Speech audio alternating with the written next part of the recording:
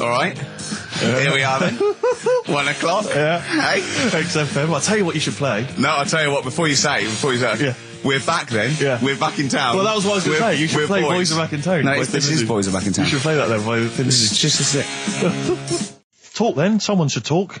It's obviously already a shambles. Can you believe that? I'm amazed that we're back on the air and it's already a shambles. What are you doing? What? What are you talking about? I'm talking. No one was speaking. The record was ending. No one was speaking. It was just. Well, I might shut off.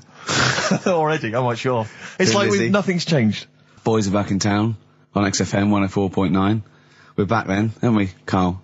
I'm Ricky Gervais, with me Stephen Merchant and Karl Pilkington. I'm not coming back. I'm definitely not coming back. Oh, care that I'm not coming back. Rick, I seem to remember the end of the last time we were on. What was that, 3 months ago? Yeah, 3 months ago. Carl said he's never going to do the show again. There was nothing that was going to bring him back. Yeah. He didn't enjoy it, wasn't going to do it. All the ruse, right? Really? Yes. I've known him coming back for about 2 months, because he's got our agent now representing him. I thought he was a fool, really. Why? Well, what's he done for me? What's he done for us? No, I know, but I mean, he's your agent, so, and he's sort of calling Graham. And it was all a con, so Carl could get Mondays off. Poor Graham, the station's struggling enough as it is. Yeah. It's like running around like a headless chicken. Yeah. No one's listening. That's why I don't bother talking on the record then, because there's no loss to London. Sure. Right? It's pointless, this show. We don't do it for the money. We don't do it for the kudos. I don't know why we do it. No. Is there anything on telly at this time? I could have had a lie in. I know. But, it's all a ruse to get Mondays. He's got Mondays off now, because he has to do the show, 2 hours, right?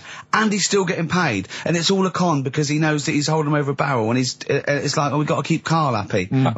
I had Mondays and Tuesdays off before Duncan got involved. No, but you know what I mean, though? And it's like, poor Graham, who's the MD, in charge of the thing, probably pulling his hair out, worrying about the station, right? It's a sinking ship. And then Karl Pilkington, well, I'll do it, but I want Mondays off. He's probably sitting home now. His family, he's probably ridiculed by his wife. His kids almost certainly would have lost all respect for him. He's been fooled by Karl Pilkington. He calls his mates and goes, I'm busy, Graham. I don't, I just can't think. It's embarrassing. But do you know what I mean? And you think it's funny, and you think you've got one over him. He's going, Monday's off for 2 hours. Yeah, you do. You think, and now you're embarrassed. We've said it on air. But you're only conning yourself in the long run. Because, do you know what I mean? I hate that sort of, the world owes me a living, what can I get out of the world? What are you going to give back to the world, Carl? What are you doing now then? Are you going to prepare Mondays? What have you prepared for this show now? You've had 3 months to prepare. Yeah. What have you got? What have you got for us? Okay, what's happened in the last 3 months?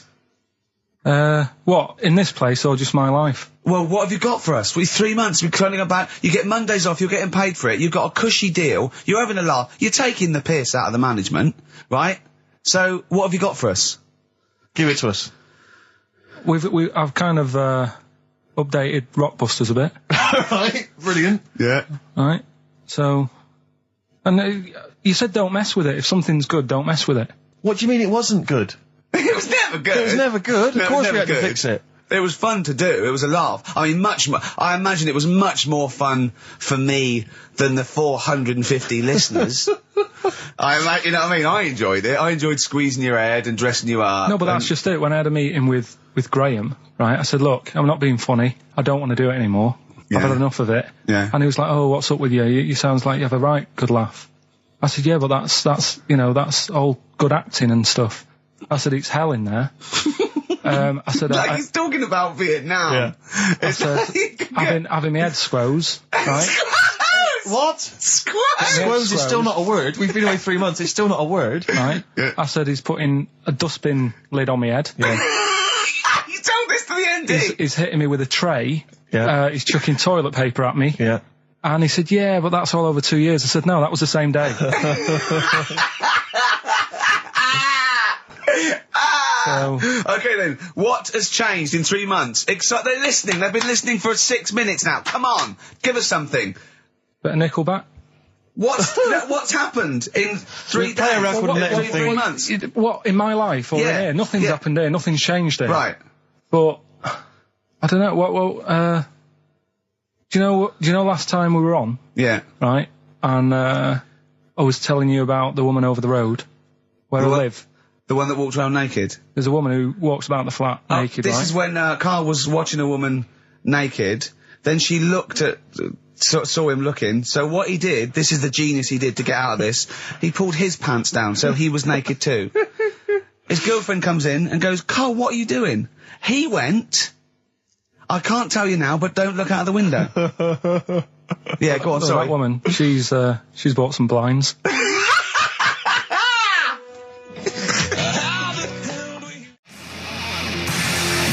Darkness. I believe in a thing called love on XFM 104.9. I'm Ricky Gervais. You're Steve Merchant. Sure. That's little Karl Pilkington over there. Where is he? There he is. There he is, yeah. All right. Yeah. Hey. Back together again. The old gang. Yeah, it started last week. Yeah, I think triumphant return. I think it went well last week, didn't it, Karl?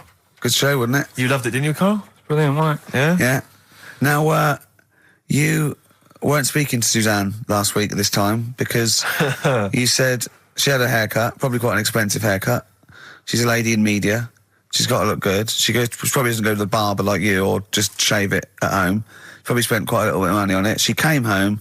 She thought, well, my sweetheart, my lover, my sweetheart, you know what I mean? The man in my life is gonna love this. Well, he adores everything about me. He's gonna love my hair. She walked in.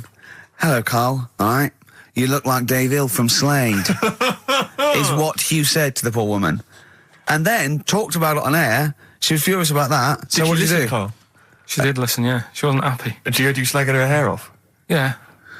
What so this is probably annoying her now. Well, no, it doesn't matter. We can do a lot today because she's at work. So, and of course, no one's going to tell her. Let's have a chat about a fat arse, shall we? Hold on. Oh dear. You are in so much trouble.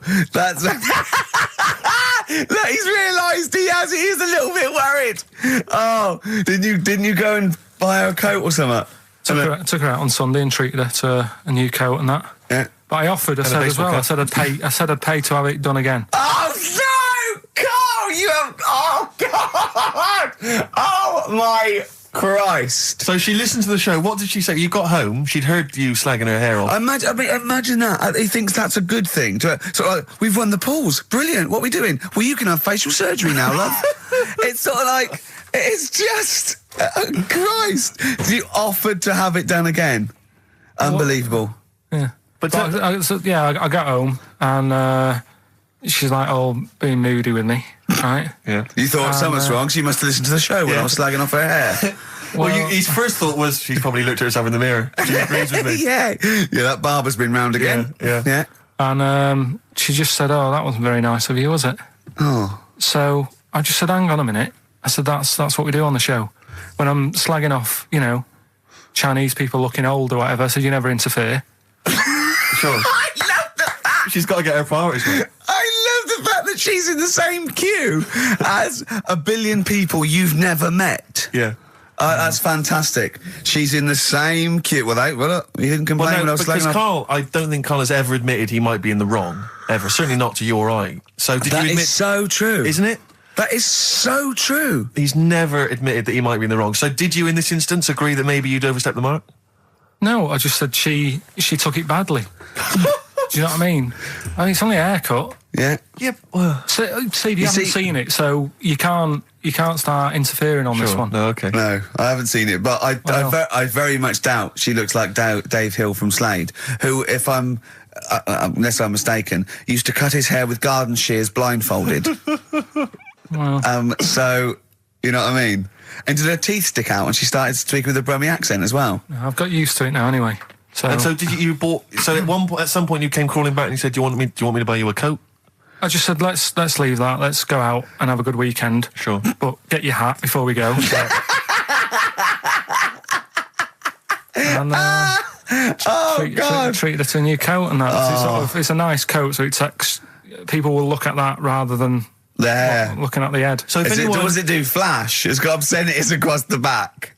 If anyone who knows Karl's girlfriend is listening... Tell her. And maybe you're a work colleague and you're listening to the show. Because I think this is terrible. Get her to phone him now. Get her to phone him now. I mean, forget her to phone on the XFM number. What's the fat arse complaint line? Because you are in deep shite. That's Michael Stipe and his boys from Rapid Eye Movement.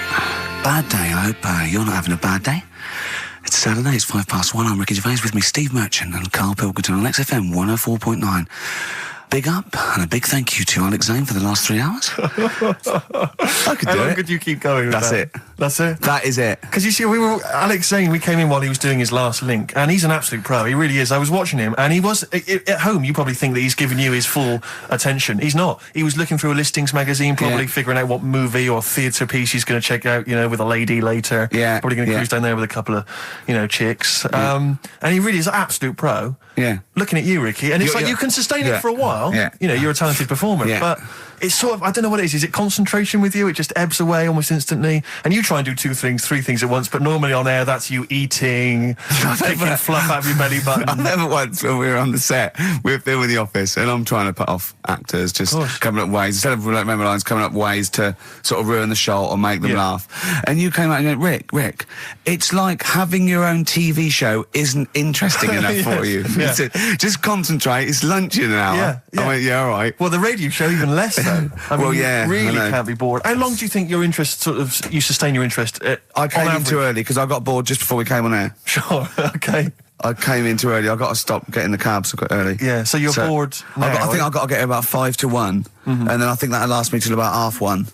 Again, as he was saying that, he's not giving you his attention. He was kind of leaning back. He's put his feet up now on the desk. Haven't I? And this CD rack's in the way. Sure. Well, you get yourself comfortable now. Get yourself settled. And then sort of... Because a lot of people will move the... There's the microphone moving now. That's the squeaking going on. You've broken the CD rack. You could actually, of course, you could move the CD rack by getting up and moving it. No, that's too much effort. You've got to try and do that whilst angled on the seat. I'm nearly laying down. It's almost horizontal. It's the most you can get. Well, I'll tell you what. I don't know what those listeners are thinking of what Steve Merchant say, but don't believe a word. All right? Oh, nice. Classy. Yeah. 5 minutes past 1 o'clock on XFM 104.9. Ricky Gervais, Steve Merchant, Karl Pilkington. A retro cut there, Thin Lizzy. Don't believe a word on XFM 104.9. I'm Ricky Gervais, with me Steve Merchant. Bubba-doo-boo. Who's that over there? It's Carly Pilk Boys. You all right, Carl? Oh, that's clever. How you doing? Yeah, I'm all right, yeah. Yeah. Wallace Chambers, Kings of Leon on XFM 104.9. I'm Ricky Gervais, with me Steve Merchant and Karl Pilkington. And England are world champions again then, so... Oh, it's brilliant. It was amazing, wasn't it? See, I'm not a rugby man at all. I never watched rugby. I think the last time, was when we won about 12 years ago, whenever it was. And I got into it last week because I realised we were doing so well. I'll watch England win anything. Yeah. Do you know what I mean? I don't care what... In fact, I wasn't into war when I was little until I realised we were so bloody good at it. We are really good at it. It's brilliant. But, yeah, fantastic. Yeah, it was great. Right, that's the rugby thing over. What next? That's it. That's all I've got. That's all I had today. It does steam me... Sometimes I watch it and it does remind me of when I play rugby, because one of them will boot it down the field, and then someone will catch it and boot it straight back again. Yeah. Which is essentially how we play rugby. I was made to play rugby. We had to play rugby. And I don't think I'd get rid of the ball so quickly. Yeah. I don't think I ever got tackled or fell over. Yeah. I think I touched the ball about 20 times in the 2 years it was compulsory. Yeah. I was terrified.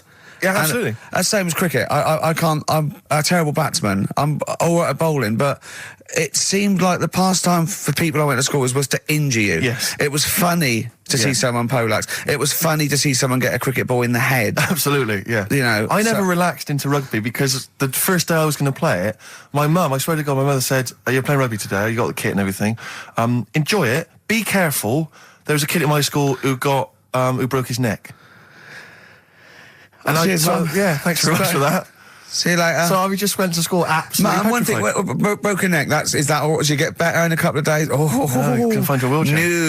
No. Enjoy the game, though. Yeah, no, it was absolutely petrified. I was just petrified from that day. See, at least American football, got helmets. The helmets. Yeah, but anyway, no injuries, thank God. Thank goodness. So, well, I tried to play rugby, but it's awkward when you've got glasses.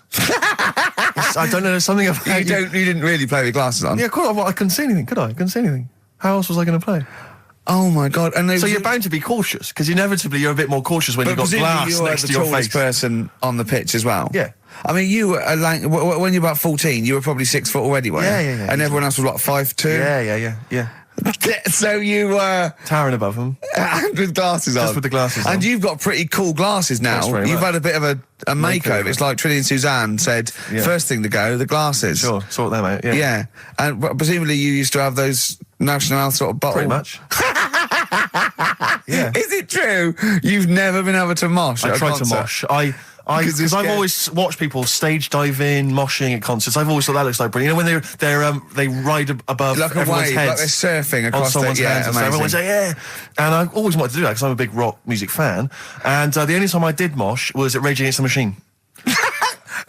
I tried to mosh at Rage Against the Machine. I love the idea of a band called Rage Against the Machine. Aimed at a man with glasses who won't mosh. Well, it was at the Reading Festival, and I think the lead singer, I forget his name, he went, can I just remind everyone that racism and fascism are on the rise in Europe again.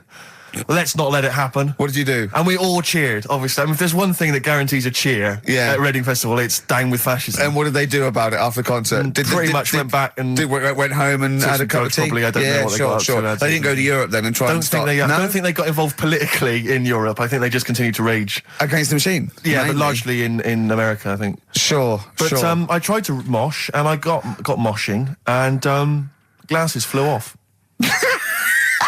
And I remember, because we were playing away, you know, you do what you tell me. And I was just going, careful! I've dropped my glasses. Can we be careful? Loads of kids in hooded tops. Yeah, exactly. Just going mental. Yeah, and they're all jumping up. So can we just calm down for a second? Let's not be silly. Yeah. It was absurd. And I had to kind of, scrabble around on the floor, and thankfully they were okay and they didn't get broken. So what couldn't you do then? What do you mean, what couldn't I do? What, at school? Can you not see without glasses? No. I mean, it's like that you couldn't do anything. It's a blur. Really? It's a blur, definitely. God. Yeah, it's like being kind of punch drunk or whatever. So yeah, you can't play sports when when you've got glasses. But why not contact lenses? Because they're not strong enough. No, they seemed a bit fiddly. Oh, brilliant. Bit of Lou Reed. Is that what you want? Yeah, Satellite of Love. Classic. A retro cut. Don't steal our son. Please, lads. Thrills. On XFM 104.9, I'm Ricky Gervais. With me, Steve Merchant and Karl Pilkington. Yeah. Little Carly Pilkington, little baldy mank, whinging little twat. How are you? Yeah, all right, yeah. What are you doing? Happy? Feeling a bit happier today? You look as full of spunk, as they say in America. Yeah, I'm all right. Just a bit of a miserable day, though, isn't it? Yeah. A bit miserable. Yeah. Walking in today, right? Do you know I walked through, like, the sort of the gay district of London and that? Right. You don't walk, you mince, don't you? Well, just walking through on the way to work, and I'm always interested in their little shops and stuff that they have, right? Loads of... their little shops. That's no be ashamed of. If you want to go in and buy something, go in and buy something. I'm just having a look at, looking in the windows and stuff. Little postcard just near the entrance. Yeah. That's meant to tease people in, to make people go, that sounds good, I'll nip in, right? Little postcard, free butt plugs with every sale. That's great. How did we get from 5p off milk to free butt plugs with every sale? Wow. What society come to? Well, it's because we're liberated, Rick. Yeah. It's an open society. What did you buy to get them? You didn't buy... No, I didn't. But what's the purpose? What, of the poster or of butt plugs? Butt plugs, because I really honestly You don't... shove them up your arse, don't you? Whoa, slow down, bum. Shove them up your bum. Yeah. But when? Is that just like when you're doing whatever, doing stuff around the house, or...? I think it's not to keep things out. Is it like you would use a plug in the sink to keep, the water in the sink? Oh, if you're not gay. Get that? Oh, yeah. No, I know what you mean, yeah. I don't know. No entry. What is it? I mean, I don't understand what that's for. I don't know. I assume it either feels good or are they... well, I've got to be careful here. Or are they sort of like breaking it in? Right, yeah. Do you know what I mean? Like it's like a shoehorn. Sure. or It's like when you stick paper in your shoes if they're a bit tight. Or those people who sort of like put little bits of wood in their lips, and then as soon they've got big plates in their lips. Yeah. Same as the butt plug. It means you can, you're ready for anything. I don't know, do I? And look at Carl's face. Well, if you know what butt plugs are used for, then why not get in touch? Ricky.Gervais at XFM.co.uk. What do you think? If there's any... I can't believe we're already on this subject. I know. It's 1:05 and we're I was going to say then, if there's any people who use butt plugs, and I was thinking that Karl would have said, well, they're not up yet. Yeah. Because they go out late. No, but what is it? We're award-winning people. We've written a TV Not on show. radio, though. Not on radio. We're rubbish on radio. I know, but We've got nothing to lose. But I always say to you, Steve, that I like educating people and that. Now, the way I see it is I didn't know what they were. Let's phone to go. Someone might know about butt plugs. All right, we'll get. No, get them on. Get them on. Ask them. No, because they might say something dodgy. Oh. Yeah, whereas what have we just been doing? Just take a chance. Take a chance and tell them not to swear. Well, you tell them. Okay. Right, Steve. I haven't got my headphones on. Hello, who's that? Hold on. Who, sorry? Nicholas. Nicholas, hello, mate. You're not going to swear, are you? No, I'm not going to Keep it clean. Yeah. Keep them keen. What were you calling about? I'm phoning about your plugs. About, not my plugs, but your plugs in general. What, do you know much about them? No, Are you a plug user yourself? No, I'm just thinking if maybe you've got some gay friends and you're spending the night at their place, you might want to use one. Right. What, you mean experiment with them, or...? No, so you can make sure they're not going to do anything while you're asleep. Could I suggest, just lock the door? I mean, that is easier to me. Can I make a bigger suggestion? That's probably the most homophobic thing we've had said on the show today. Thanks very much for your call. Right, okay, good. Well, that's why we shouldn't put people on the fly. Just, without checking first. I think Carl's made a good point. That's the calibre of listener we've got. Jet, are you going to be my girl on XFM 104.9? I'm Ricky Gervais, with me Stephen Merchant. Over there, little roundy bald head of Karl Pilkington. Good news and bad news. Good news is, boys are back in town. We're here for 2 hours. Hello. Bad news is, we have no monkey news, gay fella news, or little Chinese fella news. Really? We're going to try and, leave that for a week, and then maybe come back to it. Yeah. Why do I get the feeling that within 20 minutes we'll be talking about little gay Chinese monkeys? Carl, think of that. We have got monkey news. Have we? Oh, yeah. So we've already broken that promise. Oh, okay. I thought we were going to try and sort of talk about something else. I just done Jonathan Ross show, and they don't talk about the same things every week. It's weird. It is weird. But, or as Carl says, weird innit? Yeah. So, gave this show about 5 plugs. Nice one. Yeah. So, I think we'll get upward of 800 people listening. Oh, double. For the first 2 minutes. Yeah. And then turning back. They're already switching over. I'd have thought so, yeah. I spoke to my friend yesterday. He's a little bit of an old fella, and he said that for his own amusement, he had an iPod in his car, and he bought a little sort of transmitter, and he could transmit the music from his iPod to sort of just beam it, kind of as he was driving along, to sort of passing cars. What do you mean? Make their radio play it? Well, but if they had it in the right frequency, yeah. I mean, pointless, completely pointless, but not dissimilar to this show, I imagine, in terms of the number of listeners. Yeah, but I was going to say, what's the chances of people having this frequency Absolutely on? Pointless. So it's probably about the same, yeah. Do you know what it reminds me of? When I was young, I wanted to get into radio. I was excited in radio. When I was sort of in my, I don't know, I was 11 or 12, my friend and I, we got a little mixing deck, and we used to host our own radio show. Brilliant.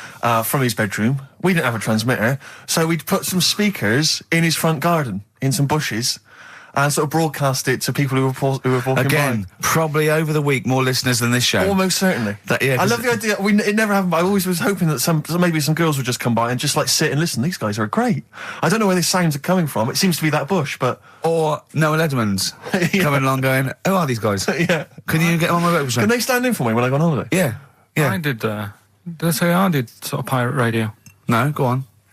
Got into hospital. Yeah. The normal radio, but you had an eye patch on. Go on. Dad was in hospital, right? And he was having some operation done, right? And went to see him and didn't have that much to say to him, right? So I was sat there. Well, it's awkward, though, isn't it, when someone's ill? Yeah. Sure. And you don't know Boring, isn't it? Boring. So I was flicking around on that little radio thing they have. Yeah. And they had a radio station in the hospital, so I said, I'm going to go and join this. So I wandered off to go and find it. Yeah. Sort of joined that. Did a little show on there. Thought I can sort of get out to the masses here. My mate made a little transmitter. Did a little pirate radio show from the... Got kicked out because they found out, and apparently I put the station at risk because all the stuff could have been taken off us. But from Little Acorn, 16 years later, he's on a show with less listeners. Yes. Brilliant. Can you imagine if you've gone into hospital, you're already pretty depressed, there's the fear of these super bugs in the hospital. Yeah. Maybe you've got some quite serious illness, you know, you don't know if you're going to make it. His voice is what you hear to cheer you up. All right, weird, isn't it? I saw a programme about a parasite the other night. Yeah. Apparently, they get in through your eye and eat their way up through your genitals. Anyway, You here's think you've got it Radiohead. bad? Yeah, exactly. Play a record, Carl. Stone Roses, yeah? Oh, Fool's Gold. Classic. Stone Roses, Fool's Gold. XFM, 104.9. Brilliant. Can't help but notice you've brought some sandwiches in, Rick. What's in them there? Cheese and onion. Cheese and onion? Yeah. Because I've never, ever seen you make sandwiches before. I've seen you take a piece of bread out of a loaf and sort of fold it in half. Crumbs everywhere. Well, Jane made that for me because I was in a bit of a hurry. I didn't think for a minute that you Why? made Because it looks neat. Well, they're wrapped in the tin foil. A knife has been used. As opposed to chewing round the baguette. Exactly. Yeah, breaking it in half. Yeah. Albert Steptoe. Yeah. Yeah, brilliant. Yeah. Nice. It's great, but the onions are strong. Are they? Making my eyes water. Yeah. If I can't breathe on you, it'll cure any sort of skin disease you might have. Skin disease. We watched that, Karl, you know, that Karl was raving about that thing about parasites, about worms coming out your brain and that. And I watched What is this? Is it a TV show? Yeah, called Body Snatchers. Right. And it was pretty fascinating. And, I mean, amazingly shot as well. I mean, it's got to win an award for photography. Yeah. And there was one bit that this little girl had been bitten by a mosquito and laid her eggs, and it went to the doctor. She had a lump on her neck, like a boil. And they pulled it out, and it was like a bullet, this maggot. And they put it down, and it was wriggling in her blood, right? But the hole left was sort of aesthetically pleasing. You know, like that feeling you get, like, I once had an ingrown hair, and I quite liked it when I pulled it out. And it's a perfect little hole. And I thought, I wouldn't mind having those as long as they sort of like healed over. What are you talking about? I don't know, it's weird, isn't it? But why would you want a hole in your body? No, it's got pulling something out, sort of like pulling something out of your body. It's sort I don't of know what you're cleansing, talking isn't it? No, but it's sort of like, I don't know what it This is it. You watch one programme recommended to you by Karl, you've turned into Karl. You want a hole in your body? No, it was like, you know, like squeezing a really good sort of like spot. I mean, I haven't squeezed spots for ages, and I'd never had spots, but maybe that's it. I didn't have spots. Right. And I always thought that'd be nice, squeezing a spot. I don't know what you're talking about. Why would these things be pleasurable? Why would an ingrowing hair? That's it was great good. fun. That was good, because I got it. It was like a little lump, and I pulled it, and then it pulled out, and it was like left a little... I know what you mean. Because I get thick hairs and like really... Oh, when they come out, it's like a bit of wax. Yeah. Like putting out a little candle. And I love that. What? Yeah. Because I've got not much hair on my head, no. Right? It sort of grows thicker on my face. No, not true. Sure, but go on. Yeah. No, it does. Not true, baby. Go on. No evidence for that. Just made it up. So it grows sort of thicker on my neck and that, and now and again I'll see like something that's like a twig. Right, it's really thick. Yeah, you feel it, and then you think, oh, I'm going to have that, and then you work at it, and then when you get hold of it, it's brilliant. It's like pulling out, it's fantastic. It's waxy and build up, and it pulls it out, and it stretches your skin, and it leaves a hole. I've just realised why we talk about Chinese people, monkeys and gays every week. Why? Because this is a sort of replacement. This is what we've got if we're not talking about them. But it was great as well. And there's this parasite, right, that lives in a fish, right? And what it does... it changes the fish's behaviour. Because to breed, it has to get its body temperature up, so it has to get into a bird.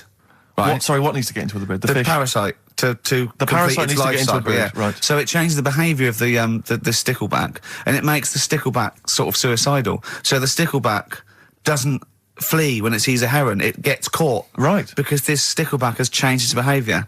Karl didn't quite understand this, did you? I still don't really get it. I watched it, and you see like the fat fish and that, and you go, oh, it's not well. But I don't understand. Well, all it does is, it has to get into a bird because it has to breed, to lay its eggs, it has to have a raise of body temperature. So a fish is cold-blooded, so it has to get into a bird which is warm-blooded. There's lots of things, there's certain things at that level. Why is it doing that? Because it needs the temperature. It needs the heat energy for its reaction. Just like, for example, that's why your balls are on the outside. Because the cells have to be a certain temperature to survive. I don't know if it's the sperm or Sertoli cells, but they have to be a couple of degrees below body temperature. Otherwise, they'd be in a nice cage and we wouldn't get kicked in the nads. What do you mean? That's why your testicles are on the outside of your body. They have to be a couple of degrees below body temperature. Yeah, but that isn't why they're there. You see, this is like the chat we had last week about the giraffe having a long neck. What do you mean? They're there because that's where they happen to be. They didn't go, right. But that's what evolution is. It's a selection process. It's not a will. The balls didn't say, look, I'm too hot, let's get us outside. Let's get outside of here. All right, hang on a minute then. What? So a little man monkey, right? Theirs are in the same place as ours. Yeah. But they're walking around naked, so it could be anywhere. They could be, like, on the back. It doesn't matter where they are. They call it... Well, they could be on the back, yeah. So why aren't they? This is a completely different... Steve! You started it! I washed my hands of the whole affair. And we're not only back to balls, but we're back to monkey balls. Yes. In one thing, from about parasites, we're back to monkey ball news. Yeah. And we're back to chimp testicle news. All right, then. So this worms in a fish. Yeah. It's like a little platyhelminth. I think it's some sort of... But what I mean is, why are they about? What do you mean? They Why? evolved. But why haven't they died out? Because they're very successful. Yeah. What do you mean, yeah? What do you mean, yeah? Tell me the brain event that made you say yeah in that 1 second gap. Because in a way I don't get it, and if I think about it too much, it hurts a bit.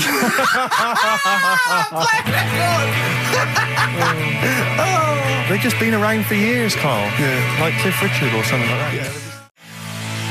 Roll Over DJ by Jet on XFM 104.9. I'm Ricky Gervais, with me Steve Merchant and Karl Pilkington. All right, Karl? Yeah. Bit miserable today, Karl. Let me explain why. Go on. Steve, and to you, the listeners. Well, we came in to a big bunch of stuff. Dropped off, was it Becky from Marks and Spencer? Just like lovely stuff. Food, presents for the cat, books, just, to Ricky and Steve.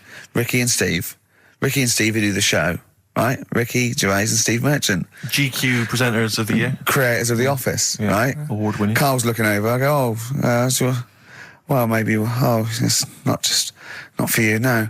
And then he told me why he's grumpy anyway. Go on. Do you know what XFM are giving everyone? How long have you been here? About 6 years. What are you getting for Christmas from XFM? 2 CDs. Is that of your choice, or do they choose them? There's a list of about 30. Right. Tell them what you chose. 30 CDs. I've gone for Kings of Leon album. Yeah. And the best of Bob Marley. Haven't we given them away in the past or something? Or you could have burnt them off, couldn't you? You could have done copies. Illegal, but you could have done that anytime you wanted. I don't think Bob Marley minds if you bootleg his CDs. It's out of order though, isn't it? It is bad. Although is that always the case? Has it always been the truth of all the time you've been here? No, it has been better than this. Yeah, although you do get paid quite well and you do have an easier time. Yeah, but don't give me the CDs then. If it was a milkman, you don't go, I have 2 bottles of semi-skimmed. Happy Christmas. Yeah. That is a valid point. Do you know what I mean? You complain. Who is it who made this decision? There's no point. No point, is there? Why? Just no point. I don't like moaning anyway, just... Has it come from up top? Is it from the capital people?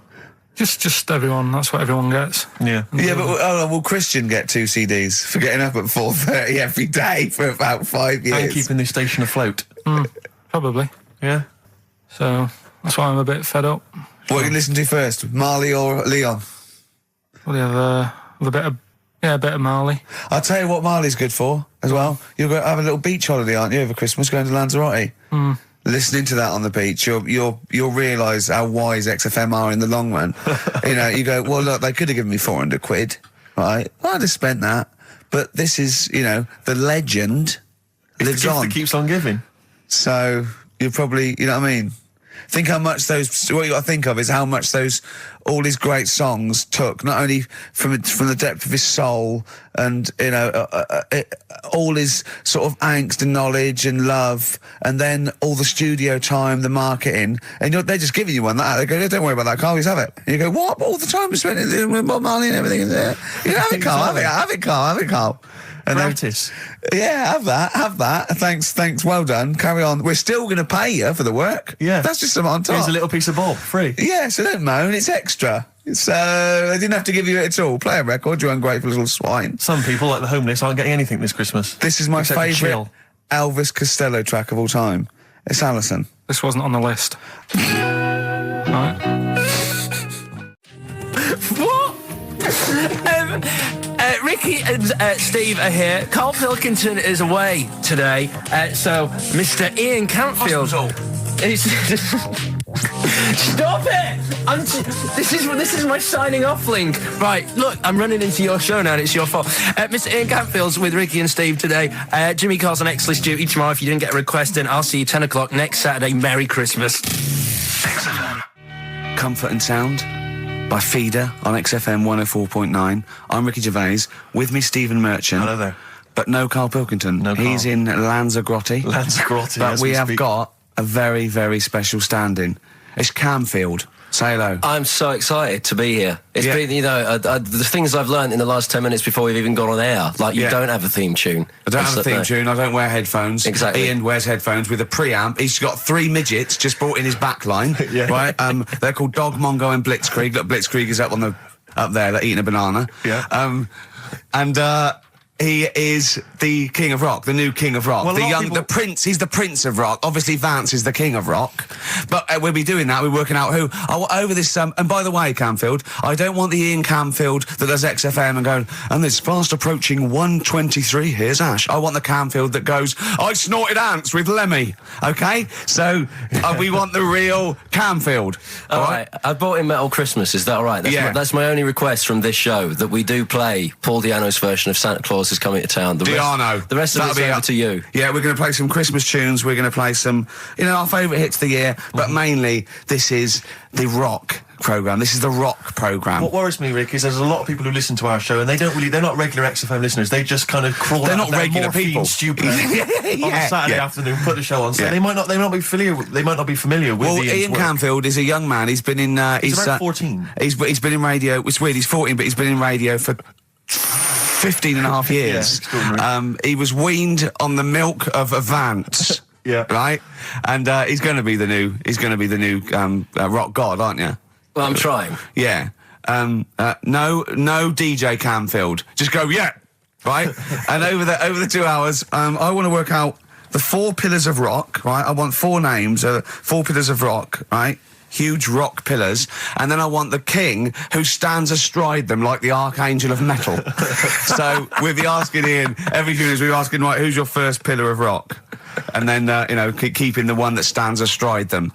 Okay. And how many do we need? Well, we need 5 names then, don't we? The 4 pillars of rock and who stands astride them. Right. Okay. Like the Overlord with these Axe Attack albums. Yeah. This is Oasis. Christmas. That was the record before us, and here we are, pre-recorded, because we did this a few weeks ago, because we're not here at the moment, are we? We're away in that. I'm Ricky Gervais, with me Stephen Merchant. Hello there. And Karl Pilkington. He's not actually with us. He'll be in some of the best of clips that will be coming up shortly. Yeah, this is just us, isn't it? This is just us. We did this, when did we do this, Rick? A couple of weeks back. Hold on, what is it? It's the 27th today. Yeah. I enjoyed Christmas. I loved Christmas. I loved Christmas. I had a great time. What did you get? Loads of presents. So did I. I'm glad they made it to number 1. Oh, I'm really glad. Stroke, he, she. Yeah. I'm really glad that the pop idols, Cliff Richard, Westlife, made it to number 1. Bo Selector.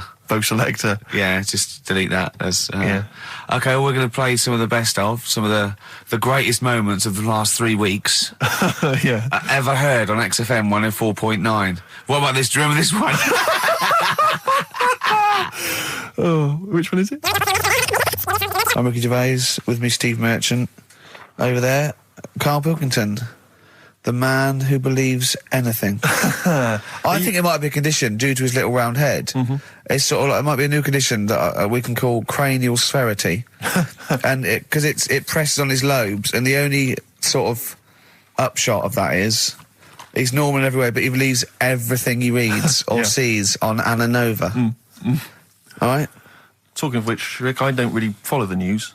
No. It's mainly boring, isn't it? Wars and stuff. Yeah. But I don't know. Well. Yeah, well, it is a war. It's all this nonsense before and after. When it's a war, it's it's in the middle of the war. You can watch it on telly. True. You get results. True. You know what I mean? Like, you know what I mean? Yeah. Like a test match or something.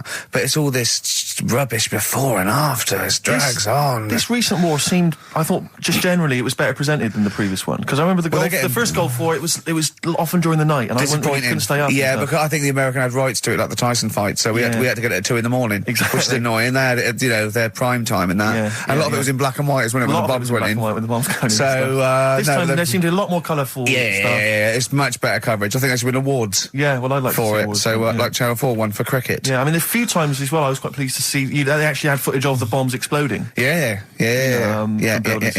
No, good. Well done. Generally, good on you. Well done. Good on you. Yeah, it costs a lot though, doesn't it? It isn't a costly War's thing. a lot more. When you got something like a Jimmy Carr game show, which probably costs about £100. Yeah, like half an hour war costs millions. It's almost as expensive as like Terminator 3 or something. Yeah.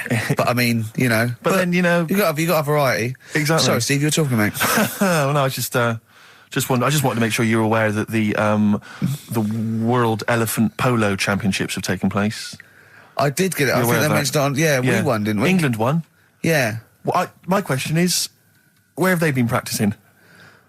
I don't know. Do you remember ever at school anyone ever saying to you, "Are you interested in playing polo with elephants?" Do you reckon it was 5 blokes in pith helmets kept sneaking into a whipsnade? Possibly. What are you doing, lads? We're practicing. Get down. Yeah. Get off them elephants. Yeah. I didn't even know we had a team. I can't believe it. No, but it's like Johnny Wilkinson and the rugby lads. They're going to get MBEs, all sorts. The elephant boys, the elephant polo boys, nothing. They're going to get nothing. I haven't seen the sun talking like them. To be fair, it's not like horse polo where I don't think there's a stick long enough. I think the elephants kick it, don't they? I think you might be right. I think they're not allowed to use their tusks. They'd burst it, weren't they? I think they go, start again. Raheem! Yeah. What do you mean the elephants kick it? All right, I've opened a can of worms here. Normal polo on a horse, they have like mallets. Yeah, they whack them, right? But I think it's obviously they're too high up. I think I might be wrong, but I'm pretty sure they just train the elephant to kick it. So why are people something about? Why not just let them have a kick about without? And why does horse racing have to have a jockey? Well, they just let the horses go, okay, lads, on you, no cheating, on your marks, get set, go. Get back here. Get back here. Brilliant. Yeah. Play record. Right, Adams? Yeah. Yeah. Oh, this is absolutely fantastic. His version of Wonderwall. If you've not heard it yet, you'll be loving it. You'll be loving this. Kings of Leon. California Waiting. Steve, the public have been waiting for us to return. That's true enough. All right? Yeah. They had the best of last that week. Was a joy. They had Camfield and us without Karl the week before. But it's been a while since we've all been together. I'm Ricky Gervais. With me is Steve Merchant. And over there, with his little sunburnt-y, baldy head, little Karl Pilkington. All right? Yeah. That wasn't Steve slapping me head then, by the way. No, that was just him clapping at, like, Steve Wright in the afternoon. It's a great show. Because it is a good show. Yeah. He's so pleased that we're a posse. Yeah. And we're all back together. 3 holidays Carl's had last year. Yeah. I'd love to have 3 holidays. You've got to start putting the work in there. I had 2 holidays though. No, you had 3 holidays. You went away with Suzanne and her parents. Yeah, well, that doesn't count. It does count. If you book 2 weeks off the firm, you go away and you go, how was your holiday? Go, well, it didn't really count. It wasn't a really good holiday. Can I have them days back, please? My New Year's resolution is to be nicer to you, but well done. You've already broken that. No, but talk sense. Talk sense. You've had 3 holidays this year. And I'm just saying, you're in your 30s now, and 30s is when you should be really putting the work in. That's true enough. To reap the benefits in your 40s, 50s, 60s, 70s, 80s, 90s, and 100. Karl, what's your New Year resolution? What about think before you speak? It's worth... See, I'm allowed to laugh. I'm allowed to laugh at things other people say, Karl. That is a good suggestion. How was your holiday, Karl? It was all right. Right, brilliant. But that I don't see on the ratio of good to bad in Karl's mind. That might be amazing because we never hear him sing the praises of anything. I'll tell you what. Can we have a cracking little tune and then come back and hear about Karl's holiday? I'd love to do that. Let's keep it tight. Snow Patrol and Run on XFM 104.9. I'm Ricky Gervais. With me is Steve Merchant and Karl Pilkington. Yep. So that's 3 for 1. I don't know. All right. Exciting. News. Breaking news is that there was only 2 more weeks of us before we have to go away on a little extended break again. So, can't give any more details yet. We don't know when we can come back because, we don't know what we're doing. We're going to, America. We're doing the Golden Globes, and then we're going to watch the Office pilot being filmed. Yes. And then we got bits. I'm doing a bit of a tour, so it'll be sort of the summer times probably. Yeah. I'm saying it like they care. Oh, they don't give a damn. Do you know what I mean? I sometimes think that because you think, oh, you don't want to let down the people. You want to keep it consistent. You want to give, but really, I know I like doing this more than anyone listening. Definitely. Do you know what I mean? Definitely. I love coming in. I love squeezing Carl's head. Yeah. I love playing some records. You know, I like sort of sitting in the room with you. I know you love it. Oh. I can't wait. I can't think of anything else I'd rather be doing on a Saturday. Yeah. So we got our Saturdays back though. Yeah, that'd be great. I mean, my alarm went off today, and I was a bit tired because we had a couple of drinks last night, didn't we? Last night, yeah. We had party. We're party animals.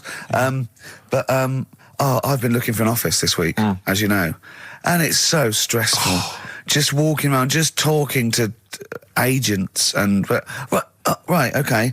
So my method is this, right? I walk around the area that I want to be an office in because I don't want to hear anything else. I don't want to, you know what I mean? So I walk around. To be fair, it is about a square 500 yards. Yeah. Right? It's sort Your of house is in the centre. yeah.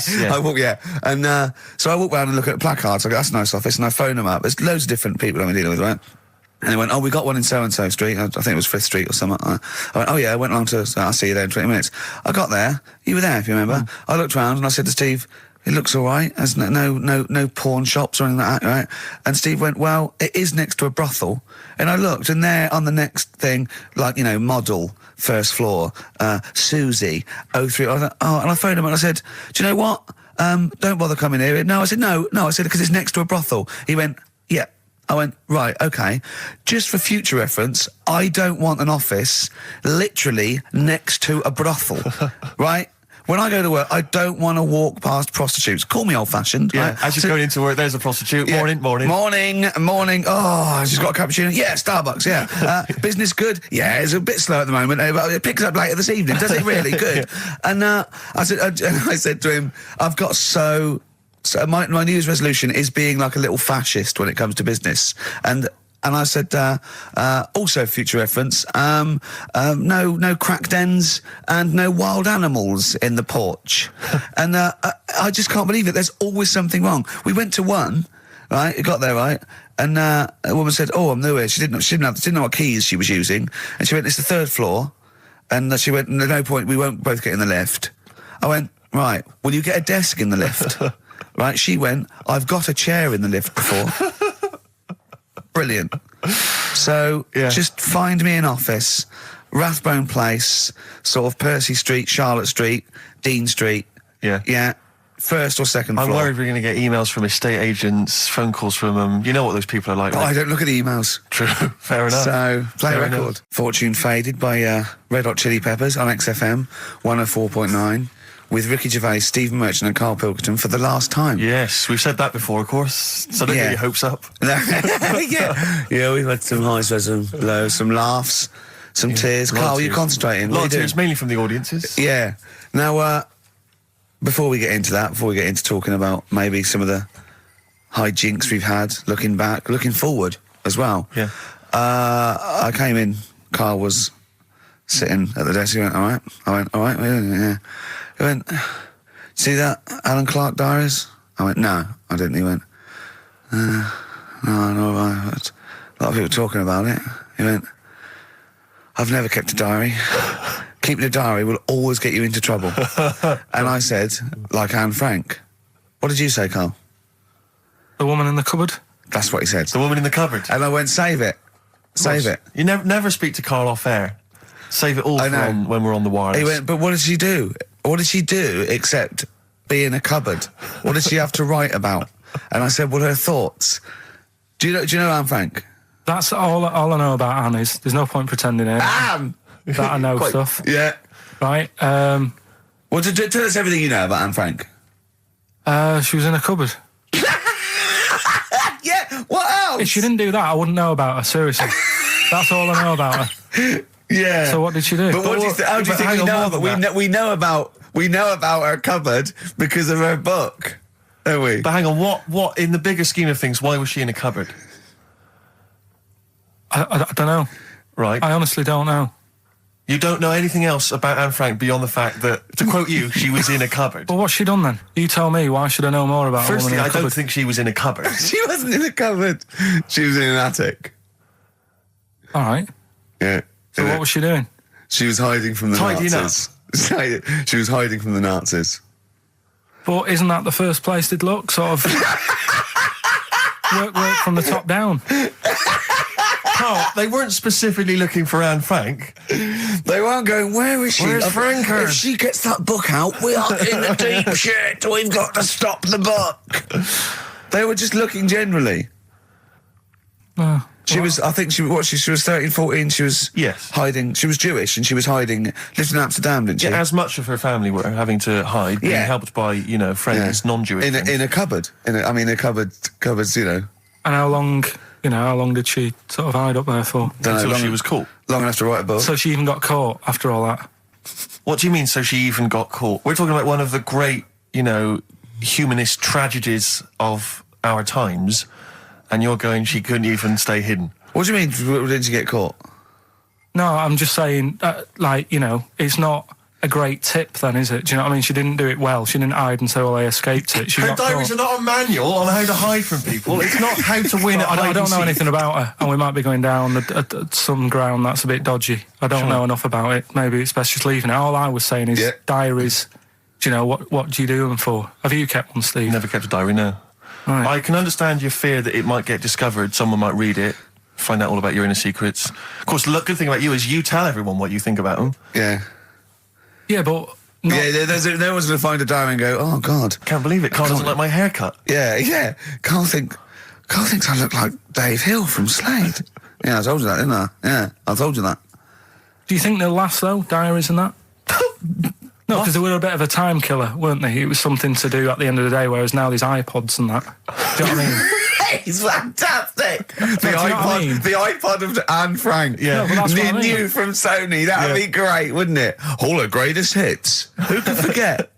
Oh, well, dear. Leave that then. I didn't know it was that deep. I thought it was just like a, You thought it was like, didn't you? Adrian Mole type thing.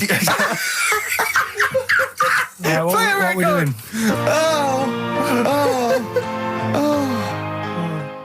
Since you've been gone, Rainbow. Since we've been gone, Steve. What's been going on, mate? Well, so much has happened, hasn't it, in the world? Politics and stuff. There's been an election and the like. I'm Ricky Gervais. With me, Steve Merchant, and our producer. I say producer. Karl Pilkington. All right. Yeah. Very good. We've been away for a while. I think the last show we did was January 2004. Yeah. And nothing's changed. Nothing's changed whatsoever. Nothing's been mended. I'm pretty sure I threw that away in the bin before I left. Yeah, there are some of your old bacon rinds from that sandwich. Yeah. The spare ribs on the floor. Yeah, nothing's changed at all. Oh, no, that's not true. The listenership's changed. It went down slightly, didn't it, on the last radio show? Well, I don't know. I don't know. Is that what happened? Did it go down slightly, Carl? A little bit, I think. I don't think XFM gets new listeners because I think what happens is, because the reason it goes down just very slightly each time is that their old listeners die. Yeah. Definitely. Old Cure fans dying of... Yeah, smack addictions. Gout. Yeah. But anyway, I haven't listened to this station for a year and a half, so that's increased by 1, which is probably quite a high percentage. Exactly. I suppose that my question, to you, Rick, would be, why now? Why have you come back now? I was a bit bored of sitting at home. Okay. Yeah. Because we're just here for 6 weeks. 6 weeks. Well, we're standing in for Adam and Joe, aren't we? Yeah. Yeah. How the tables have turned. I remember when they were standing in for us, but... Yeah. I don't know. But the only reason I'm here is because my housekeeper cleans between 1 and 3. Oh, right, that's a good idea. So I just want to get out of the house. And, Are they listening to XFM? Well, no, she doesn't speak English. I'm not made of money, Rick. Okay. If I can help out, a young immigrant lady, then I will do. And there are so many things I can do for her in so many ways. Yeah. But her, picking up my old tea towels and stuff is ideal. So that's why I'm here. But all I'm worried about is I think people kind of associate with the name Ricky Gervais. They associate a certain level of quality. Your live stand-up DVDs, there's a level of quality. You've put a lot of work into them. You've honed it. The TV work you've done, likewise. Should people expect the same from the radio show? Definitely not. No. Definitely not. those things that, you sit down, we sit down, we write them for a long time, write them for a year maybe, then film them, and we worry about everything. This is, I'm not even sure I'm talking into the mic at the moment. I was actually doodling, as you saw there. Yeah. I'm eating a sandwich as we speak. Yeah. Although we do like music, that is true. That's absolutely right. Should we play some great records? Let's play a great record now. Coldplay, Speed of Sound. Steve, I know you like an insight to my musical taste, always, but that's my favourite Coldplay track of all time. I just thought I'd just throw that in. Not a fan of clocks? No, I think I've overplayed Parachutes a little bit, and but that's my favourite one. Like it. I'm afraid to say I'm a bit of a Philistine when it comes to Coldplay. That sounds the same as all the other ones. I'm sorry to say. Oh, you'll have to meet these boys one day. Yeah, well, I'll tell them to their face. I don't care. A little bit rock and roll. I don't care. Well, I'm Ricky Gervais. That little funny little Wurzel type voice over there is Stephen Merchant, and with us our producer Karl Pilkington. All right. All right. Whenever we say producer, of course, that is in inverted commas. Yeah. Done with the fingers. Well, he didn't have it. I wanted to play some off my iPod today to record it because they didn't have it here. It's a great track called Anthony and the Johnsons. He didn't even have the lead. He went, right, it's difficult. And he went, is it any good? I went, yeah, it's really good. He went, well, why haven't we got it here already then? That's the paradigm, is it? If XFM hasn't got it, it's no good. Four Non-Blondes doing well, is it? That's still in the cupboard, is it? Unbelievable. We're a little bit annoyed today, aren't we, actually? I'm really annoyed. Yeah. All that stuff we did last week, that Landau, I sent us some sparkling wine, and we thought, right, you shamelessly plugged it. Yeah. How many times you mentioned it? I About must have 20 mentioned it times? about 20 times. The finale was hitting Karl on the head with a cork. That's on the website, by the way. Okay. RickyGervais.com. Go there and see Karl being hit in the head with a cork, right? Yeah. We said, look, send us free stuff, we'll talk about it. Nothing. The cupboard literally is nothing. empty. The cupboard is bare. No one has thought, I tell you what, there's those guys from The Office. Yeah. Let's be honest, Rick, we are taste makers. We're opinion formers, you and I. Yeah. And you'd have thought if anyone was going to send us some free stuff. Yeah. It makes me fume. And do you know what it is? It's because PR people and that, they've realised no one's listening. But not only are we going against all our principles and losing our dignity just for some free stuff. And integrity. Yeah. We're going against XFM policy because obviously they would have got thousands of pounds for Landau to be mentioned last week. 20 times. No, it wouldn't. It's 40 quid, isn't it? XFM, Rick. It's 40 quid. Yeah. For 40 quid for a 9-minute advert. Exactly. So advertise your quality stuff here. Yeah. Jeff's Garage. Cheaper than some other garages. Anyway, actually, if Did there we is play an advert once for a tattoo parlour? Yes! Do you remember that? I'm sure we played an advert for a tattoo parlour. What tattoo parlour can afford to advertise on a radio station?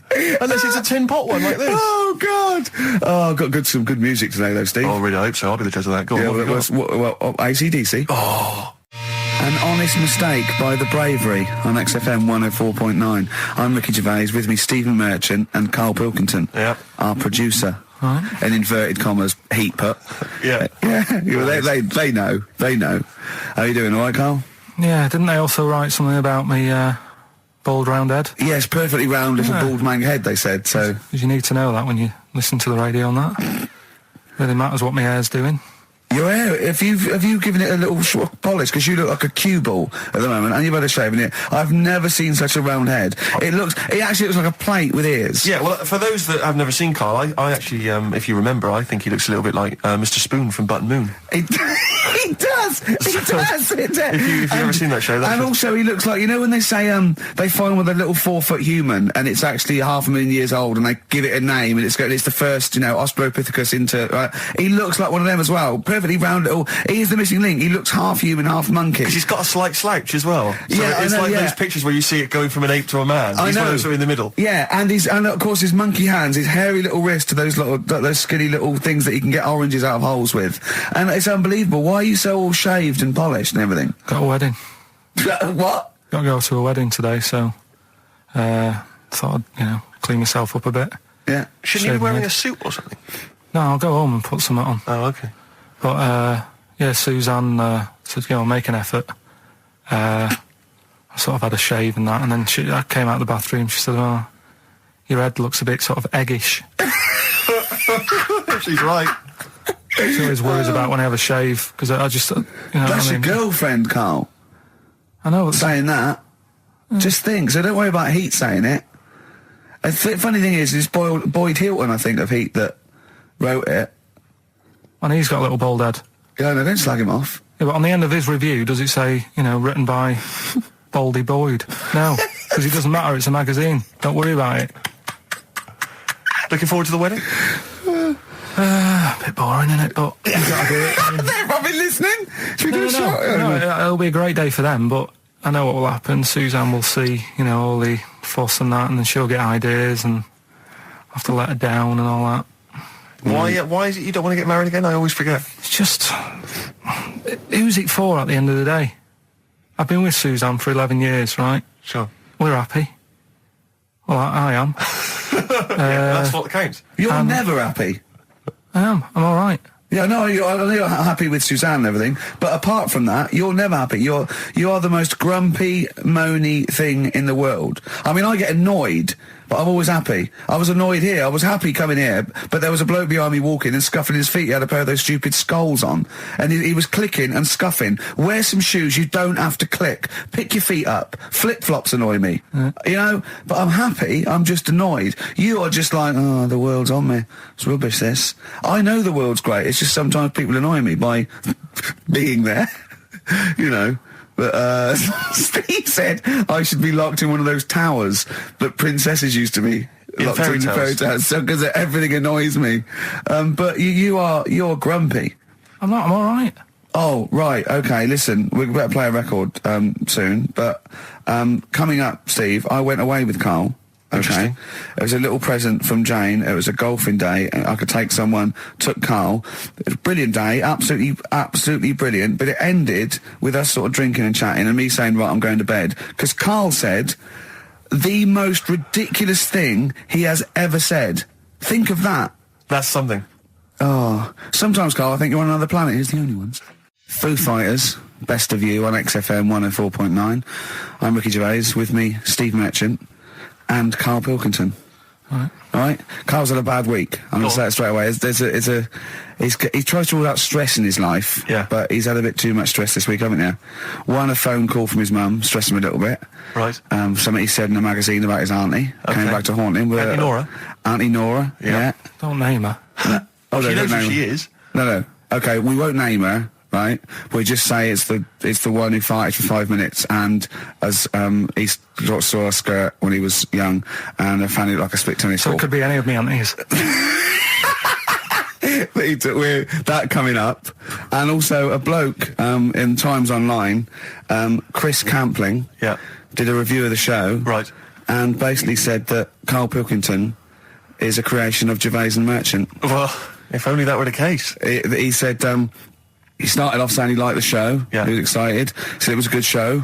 A lot of the jokes. I'm already questioning his critical faculties. Yeah, exactly. And basically said that we didn't contribute much, or seemingly didn't seem to contribute much, and we couldn't sort of like ad lib or anything. We just laughed at, particularly me, laughed at Karl Pilkington, who was coming up with some quite funny stuff. Yeah. Right? But then he does a twist on it. He goes, but the thing is, we're the puppet masters.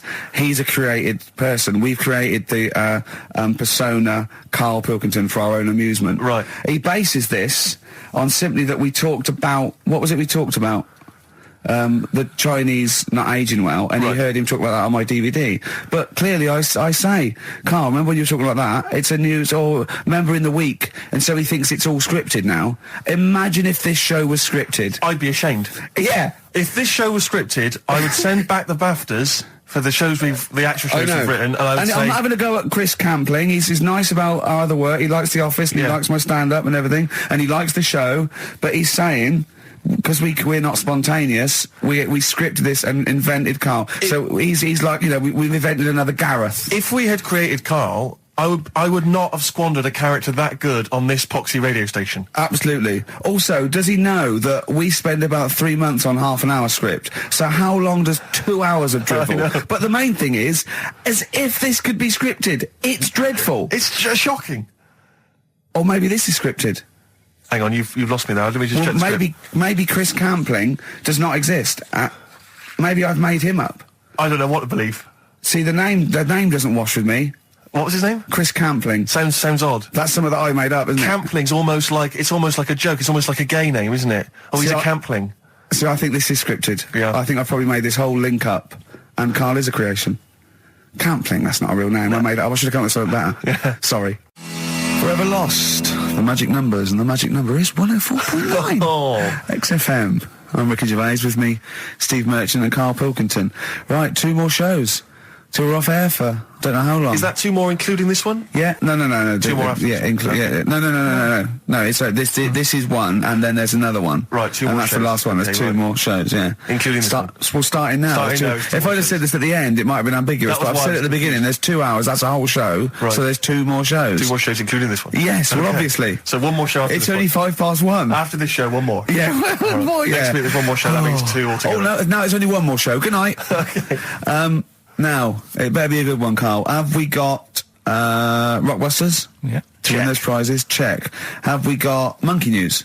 Check. Is it a real Monkey News, or is it something that's slightly made up that you... What? Always is. Check. Okay. Knob News? Yeah, we've got a bit of knob news, yeah. I'm worried that knob news, because it's only about penises, is a little bit sexist. Have we got any fanny facts? Can we sort that out for next week? I don't want to alienate our female audience. Welcome to Minge London. Good, I'm glad that's that. Well, brilliant. We've got a song with a story? Yeah, doing that. What is it? I don't want to sort of tell you what it is yet, because the song isn't that great. Do you know what I mean? It's not a song that's like an XFM song, but every time I hear it on, say, like Magic or whatever, yeah, I have an argument. 105.4. Yeah, I have an argument with Suzanne that, you know, what I think it's about, and she says, don't be stupid, it's not about that, and I'll say, no, it is. And so we're going to decide who's right. Yeah. Well, I don't know what song you're talking about, and I don't know what the argument is, but Suzanne's right. Definitely. No doubt about it. Yeah, we'll have a listen, but I'm hoping that once people sort of listen to it again with my thoughts, every time well, this song sums up what people should think of you. It's don't believe a word. All right? That's the sort of links I'm capable of. If that doesn't bag us as Sony, then nothing will.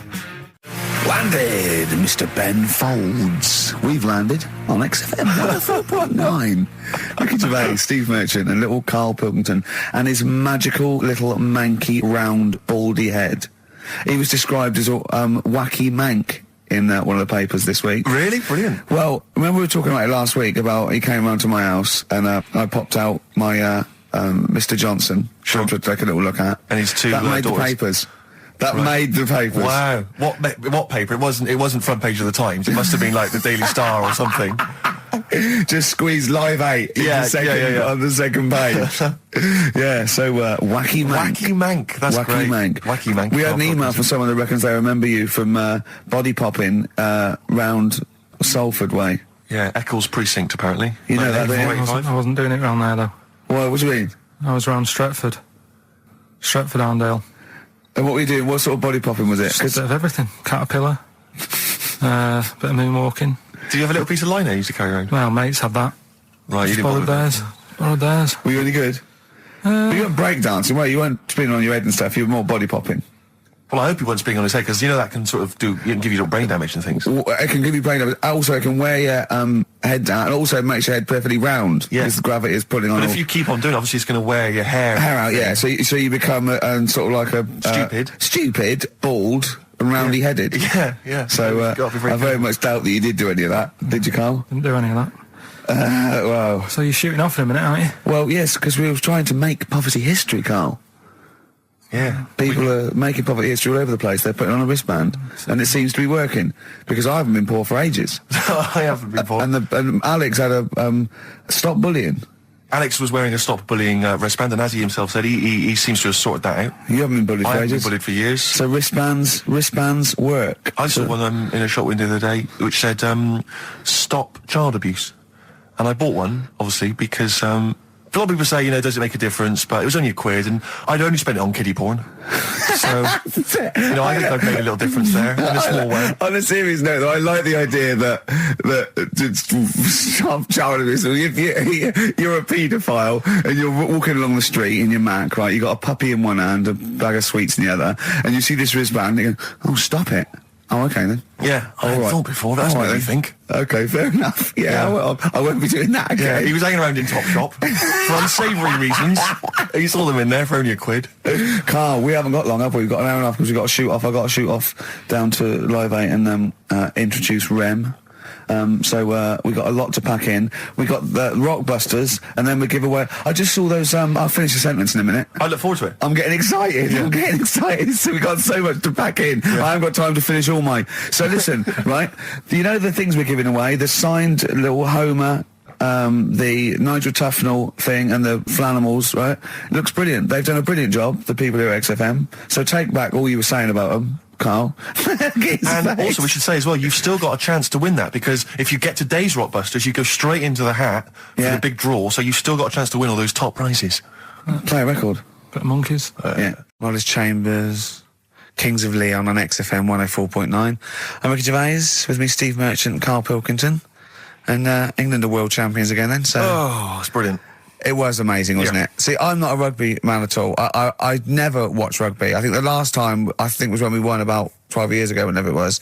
And I got into it last week because I realised we were doing so well. I watch England win anything. Yeah. Do you know what I mean? I don't care what... In fact, I wasn't into war when I was little until I realised we were so bloody good at it. We are really good at it. It's brilliant. But, yeah, fantastic. Yeah, it was great. Right, that's the rugby thing over. What next? That's it. That's all I've got. That's all I had today. It does steam me... Sometimes I watch it and it does remind me of when I play rugby, because one of them will boot it down the field, and then someone will catch it and boot it straight back again. Yeah. Which is essentially how we I was made to play rugby. I had to play rugby. Yeah. And I don't think I'd get rid of the ball so quickly. Yeah. I don't think I ever got tackled or fell over. Yeah. I think I touched the ball about 20 times in the 2 years it was compulsory. Yeah. I was terrified. Yeah, absolutely. And same as cricket. I can't... I'm a terrible batsman. I'm all right at bowling, but it seemed like the pastime for people I went to school was to injure you. Yes. It was funny to see someone poleaxe. It was funny to see someone get a cricket ball in the head. Absolutely, yeah. You know, I never relaxed into rugby, because the first day I was going to play it, my mum, I swear to God, my mother said, "Are you playing rugby today? You got the kit and everything. Enjoy it. Be careful." There was a kid at my school who broke his neck. And thanks very much for that. See you later. So I just went to school absolutely Man, one thing, broken neck, is that or does you get better in a couple of days? Oh, you can find your wheelchair. No. Enjoy the game, though. Yeah, no, it was absolutely I was just petrified from that day. See, at least American football, you know, got helmets. the padding, the helmets. Yeah, but anyway, no injuries, thank God. Thank goodness. So, well, I tried to play rugby, but it's awkward when you've got glasses. I don't know, there's something about you didn't really play with glasses on? Yeah, I couldn't see anything, could I? I couldn't see anything. How else was I going to play? Oh my God! And so you're bound to be cautious, because inevitably you're a bit more cautious when you've got glass next to your face. But the tallest person on the pitch as well. Yeah. I mean, you were when you were about 14, you were probably 6 foot already, weren't you? Yeah. And everyone else was what, 5'2"? Yeah. So you were towering above them, with glasses on. Just with the glasses on. And you've got pretty cool glasses now. You've had a bit of a makeover. It's like Trinity and Suzanne said, first thing to go, the glasses. Sure, sort them out. Yeah. And presumably you used to have those National Health sort of bottle. Pretty much. Yeah. Is it true? You've never been able to mosh? I tried to mosh.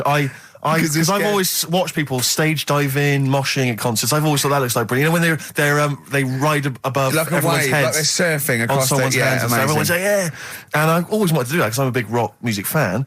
And the only time I did mosh was at Rage Against the Machine.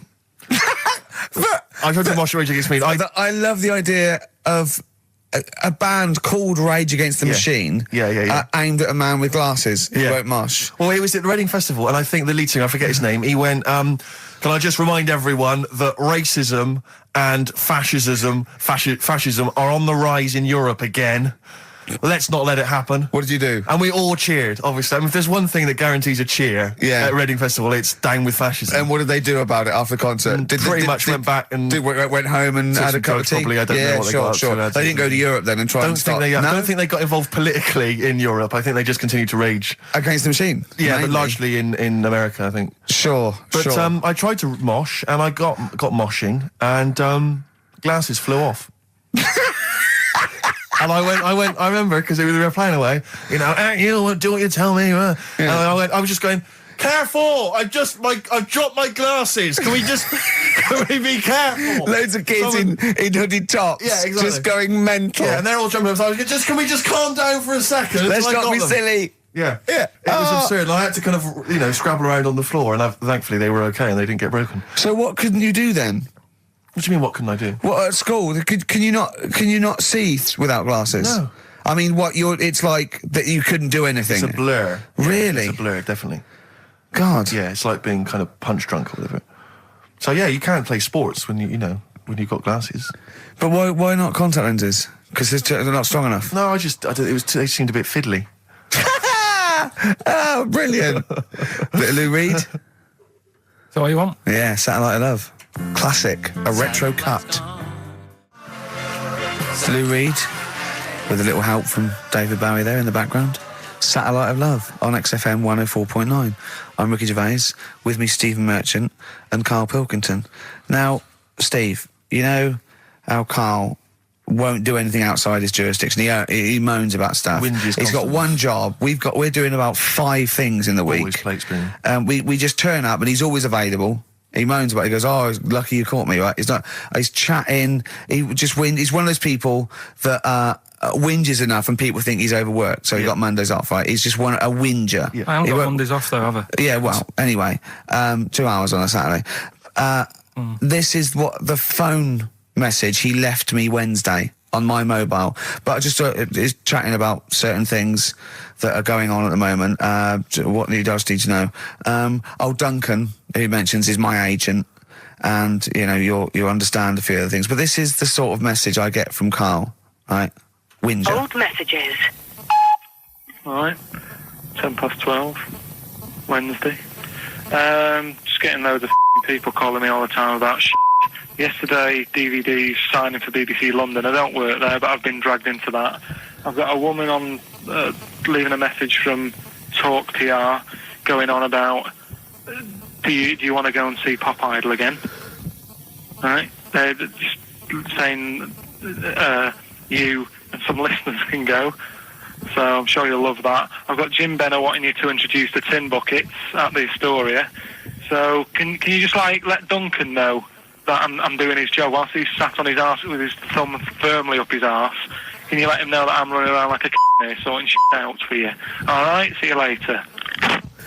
Message left at 12. Do you know what I mean? I know, but that's the kind of phone message he's leaving. Do you remember who he was before you... But he's even annoyed that he gets a phone call. I remember he got a phone call for you to do a voiceover and didn't pass it on. You missed a voiceover. That was thousands of pounds. No, I did pass it on, though. I told you. You said someone had phoned. Yeah. That's not good enough. But who's that?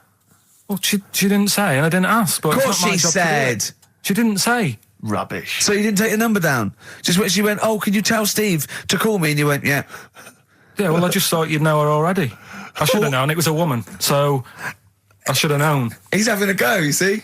Unbelievable. I don't know how it's come back on me. You're the one who was picking on it. Yeah, exactly. I'm saying. I'm defending. Why is he having a go at you? He never picks on Ricky because he knows you are his bread and butter. Seriously, do you know what I mean? The only reason he's got Mondays off is because you're still doing this show. Yeah. That's why he's scared of you. That's why he has a go at you on the phone, but he always picks on me because he knows, I'm a pushover, I'm a nice guy. He's scared of you. I don't know how it works. Is that true? Steve, I'm always sorting you out. I look after you. Sorted you out with tickets. I sorted you out with lager out. I got you today. Why are you picking on me? What do you mean you're sorting out tickets and lager? What's this? Right, whenever you want tickets. Yeah, sorry, I don't want to use this as moaning time and that, because I don't like to moan. I'm busy and that, right? I've sorted you out tickets for gigs. Yeah. Right? What somebody doesn't even turn up to. Yeah, we won't even go on about that, right? Lager. He got sorting out The Cure, he complained it was boring. Yeah. It was that big drum of lager that you had, and you said, "Oh, put that in your room for me, because I don't want to carry it home." Right? Lazy. So I said, "All right, then I'll put it in my room." It goes missing, it gets nicked. Then you have a go at me because it got nicked. Yeah. I get you another one. You make me carry it around town for you for half an hour. Then you say, "Oh, I can't be bothered taking it home. Can you take it back to work for me?" Yeah. But interestingly, this is like a year ago, so it's obviously still pressing on you. Oh, hang on, and I forgot the one when we had an argument over 50p. When I went out for a coffee. You didn't want to give me 50p back that you owed me. That was the same day you'd given him about 40 quid worth of lager. But see, this is my problem. This was my point at the time. It's not the 50p in terms of money is not what's important. The fact that you think you don't have to give me money back because it's only 50p, that was the point at stake. It's me who makes a decision, don't worry about the 50p, not you. It's only 50p, I'm not going to give it to you. Do you know what I mean? There's got to be rules, otherwise it's chaos, Carl. Come on, mate. All right? I don't want to fall out about it. No, that's not all right. Should we kiss and make up? Do you want that? Do you want It's that? all right. Yeah. Well, should we play a little record and come back to this? Because I can't believe it started with you slagging him off, Rick, and I've ended up as the monster. I know. Bit of R.E.M. Yeah. R.E.M. and Animal. To sing that animals would be R.E.M. and their animals. What are you talking about? Well, no, I'm just thinking. I wonder if they've done a video for animals and the animal on a DVD, an animals DVD. Huh? What are you I'm just talking saying. It's R.E.M. there. It's just a good link. R.E.M. animals on a DVD would be. I've got an animals DVD out. My DVD, my live stand-up's out. Buy it. HMV and I don't Virgin. think you should. Well, no, I'm just saying. Animals, no, it's funny. I don't think you should plug your stand-up. I'm not plugging it. It came up in the animals from REM. I don't think you should plug your DVD. Well, buy it now. It's a really good stand-up DVD. If you're going to buy anything, I think I ought to balance this out really. If you're going to buy a DVD, you should probably buy the Office series too, because I get money for that. That's been on telly. Animals. See, Animals hasn't been on telly. The Office has been on telly. It's bored with it. But I don't get any money for no, the I know, Animals but that's DVD. what I mean. I get everything from Animals, whereas I've got to share The Office, where it was with you and some of the other actors, whereas I get the lion's share. Lion's an animal. The lion's share of Animals. It's all mine, you see. So, the truth of it is that it's not. I mean, it's your stand-up, and it's not great. It's a bit weak. A lot of the observations are quite poor. No. You're a great actor. I'm rubbish in The Office. One trick pony. Well, I just touch my tie and I look at the camera, bored with that. Yeah. Animals, whole new side. Yeah. But frankly, you've been 15 quid. You've been doing so much publicity on TV that, if people have seen it all, they'll have probably seen all the best clips. No, and, there's only a couple of decent gags. It's only really the dance, and you can get that on a JPEG. Some other great stuff Don't in there. buy The Office. There's some other great stuff in there. No. Phoenix Nights is better than The Office. So buy Phoenix Nights, don't buy The Office. Okay? What? Right, let's get on with it. That's that. Right, what else is You've probably heard most of the stand-up observations on this show, so... Right, what have you got for us? Available in HMV. Go on. Oh, wow. I'm annoyed. Office. I was walking away from the show last week. I was walking towards Berry Street. I like to look at the records and the record shops. And I was on my mobile phone, and I was chatting away to someone, and what can only be described as a prostitute... Go on. Stood on the street corner. Was she a woman that gives you sex for money? Yes. That is a prostitute. Yes, that's what I thought. Go on. And as I was walking by, she said, "Do you want to buy sex?" Now, you sure it wasn't a market trader giving 6 plums or no, it was definitely 6 for a quid? No, it was definitely a prostitute. Yeah. And what annoyed me about it, what I wanted to pick her up on something, was the fact that I was on my mobile phone. It's like, can you imagine? Who would what am I going to hang up? Sorry, Mum, can I call you back? You say you want me to meet more women, and you sent me that 30 quid exactly for my birthday. yeah. Sorry, Mr. Johnson, I'm really excited about the job. Can I call you back? I'm just going to negotiate with a whore. And it was just sort of, you could tell that she was clearly probably desperate for crack or a latest fix of smack. So she was literally the normal etiquette of prostitution. That they hang around, they show some thigh. I've seen this in films. Will ya? Yeah, exactly. Yeah. Take you out for a meal. That sort of thing. That had sort of gone out of the window, and she was just there, desperate, running around. Did she go out of a window? Because that's another thing they sometimes do. Specialist ones. But I was shocked because I've never been propositioned before like that. Really? In London. That's weird, isn't it? Carl, thoughts? I think you'd be sort of approached a lot because they tend to sort of go for people who look like they haven't got much chance. Sure. And I'm not being mean. No. What do you mean? Sorry, I'll let you go back to it. In what way aren't you being mean? By saying that Steve Nose is a little bit odd looking. I don't think... Well... No, he does. Do you know no, but it's not what he thinks of his looks. It's what he thinks of you talking about his looks on... No, but it's like how you were talking before about, your eyes are bad. It's nature's little way of saying, look, nothing to see here, right? I don't get that! I don't know what you mean. But when you look in the mirror and that, they've gone, look, he hasn't got the looks, let's make his eyes bad, right? Yeah. Nothing to see here. Yeah. That's what I'm saying, they're balancing it out, right? Yeah. And it's funny, right? Now we're on the topic. Sorry, Johnny Depp. No, listen, but... My chest is gonna burst at this moment. Whenever we go into this conversation, I always think to myself, Carl, Do you know what you look like? I'm going to... Seriously, can I be honest with you? You look like... You know if you've got like a balloon, a hot air balloon, right? Just a little balloon, like a party balloon. If you drew a little face on it, right, and inflated it about halfway, that's what you look like. Right. No, play a record. I don't want to get into this. It's too intense. Now you've got onto this. Let's just nip it in the bud now. I'll tell you something that I wasn't going to tell you because I think it was I don't want to hear it. I don't want to hear it. Right, it was on the tube. Right. Well, I wasn't. Someone told me they were on the tube. Right, and the tube pulled into a station. Right, and one of the women saw the poster that's out at the moment with you and Rick on it. Right. Yeah. So this woman apparently goes, "Oh look, there's Ricky. Ricky's on the radio." Right. And the other woman goes, "Oh yeah, don't you listen to it?" So she goes, "Oh, I didn't know he was on the radio."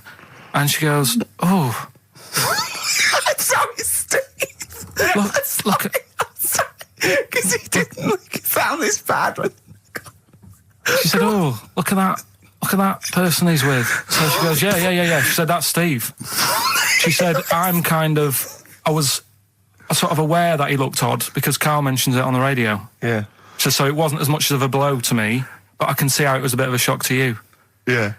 So that's weird, isn't it? Yeah. And that isn't me sort of telling this woman to say anything. That was all happened without anybody else sort of bringing it on. Yeah. Do you know what I mean? Yeah. So... Was it... Sorry, you seem to be relishing this. Was it because of the little balloon story that made you... I honestly, Steve, I wouldn't have told you, but if you're going to start, having a pop... Yeah. Do you know what I mean? I can't just sit here and take it and that. No. I mean... all mates. Yeah, it's just... Yeah. Well, I mean, I was mistaken for Johnny Vegas. Steve's got a story about that, if you want to have a go at me. Well, someone just thought you were fat with a beard, which is true. Well, don't have a go at me, because he said you look... Well, you started it. No, I didn't. Yeah, I didn't. You were milking it. You were egging him on. I was laughing. You were egging him on. I sort of was. Yeah. But let's not, Oh, it's a good job you've got lots of good mates like Jonathan Ross you can go and hang out with. You don't need other friends, people who've helped you in your career. He's a good-looking bloke, isn't he, Jonathan Ross? He's a good-looking fella. Play a record. New single from Evan Dando, that's called It Looks Like You. Out of Time by Blur. Luckily, we're not out of time. Got another hour and 25 to go. So it's not over yet on XFM 104.9. I'm Ricky Gervais, with me Steve Merchant and Karl Pilkington. We've had quite a lot of emails, as ever, Rick. I should just say, because we're very lazy. It's a much listened to show. We're very lazy people, and we rarely reply or read out the emails, but we do... I never read the emails. Absolutely. So I rely... If I haven't replied to them, or my mail, Steve opens my mail and reads my emails. So if I haven't replied, it's just because he hasn't passed it on to me. Yeah. Okay. But I haven't passed it on to you because I know you'll never reply. Sure. So, I'm just cutting out that. But I just want to say thanks for the emails. We do read some of them, and we do appreciate the fact people send in jokes. I appreciate it. I love it. But... As long as I don't have to do anything towards it. Sure, we had an email from Jack. He just said he missed the last 2 weeks' shows. Has he missed anything? Not really. No, it's the same stuff. Same I think last week Karl was having a go at Chinese people not aging well. He had a go at the gays, and he came up with a ludicrous story about a monkey that was impossible. Yeah, exactly. So I don't think Jack's missed much. No. Go on. No. We've just had an email from the Pringles people. Oh, they, right. Good, because it's finally started to happen. I hear these stories about people getting given cars and Armani suits and trips abroad, and we haven't had no, but finally people are starting to, realise what we're doing, our impact on society, and we've got a whole box of Pringles sent to us. Not on those little tubes, the proper tubes, the foot-long tubes. Yeah. So... and well, what have they said? Well, the Pringles guys want them said, back. No, they've said they like the show, and if you want more Pringles, give them a call and they'll send you more Pringles. Yeah. I bloody love Pringles. Yeah. Pringles are... The thing about Pringles is, they're Moorish, right? Yeah. But how would I put it? You know the sort of thing when I open them, and by that when I pop, right? Yeah, I have to eat the. Well, okay, how can I put this? When I pop, I can't stop. What do you mean? I don't... Well, when I pop them open, I can't stop eating them open. Right, when you pop, you can't stop. Yeah. Yeah. I think that's because of the chemicals. I think that might be the reason. But they're good. Chemicals, they're good chemicals. They're the best chemicals. Pringle chemicals. They're not bad chemicals. Lovely. Like using chemical warfare. Yes, I want some more Pringles. Yes, what else do they do? More Pringles. It's interesting, actually, you were saying that like other people, you know, like Kylie, I imagine, would get given sort of maybe sexy underwear. You got Robbie Williams where he gets the Armani suits. You get sent the crisps.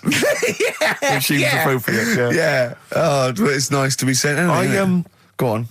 Talking of Pringles, on the Finchley Road tube station, early on my way in. There's a lot of Pringles there, isn't there? Well, I'll tell you a job I don't like. What? I wouldn't want to be doing. The woman, there's a little woman who sits in the little snack stall on Finchley Road station. Yeah. And I don't know how to describe it, really. She is surrounded by snacks. She can't move for snacks. It's Does it look like American Beauty, but with different... Not dissimilar to that. Yeah. It's a little hut on the station. And it's like, if you go to the seaside, you can put your head through one of those cardboard cutouts and it looks like you're a big fat person or whatever, and you can have your photo taken. It's like an equivalent of that, but it's just snacks everywhere. She's got bananas up to her chin. She's got chocolate coming down to her eyes, crisps either side of her. She can't move. She can't do 360 degrees. She's like packed in there. I don't know how she gets in there. I think they put her in there first, and pour in the bananas. Yeah. And then they go pour in the nuts. She has 2 hours of makeup before they open, dressing her in there. Because I'll ask for something from the fridge, and she cannot turn her head to see. She has to go by feel alone, just to feel the fridge and get stuff out and pass it. And often I'll say, that's not what I wanted, but she can't. You've got to let her off. It's extraordinary. Dear. But there's no music playing. Does she have to sell her way out of it? Exactly. If it's a slow day, she's stuck there till the next day. Yeah, it's like a world-breaking attempt. Yeah. Oh dear. That's Finchley Road. So if you're on Finchley Road or just want to pop down there, have a look at the snack woman, because it is. It's how always does she amusing. get refills though? I don't know how it works. I don't know how she goes to the toilet or eats. I don't know what she does. Yeah. But God bless her.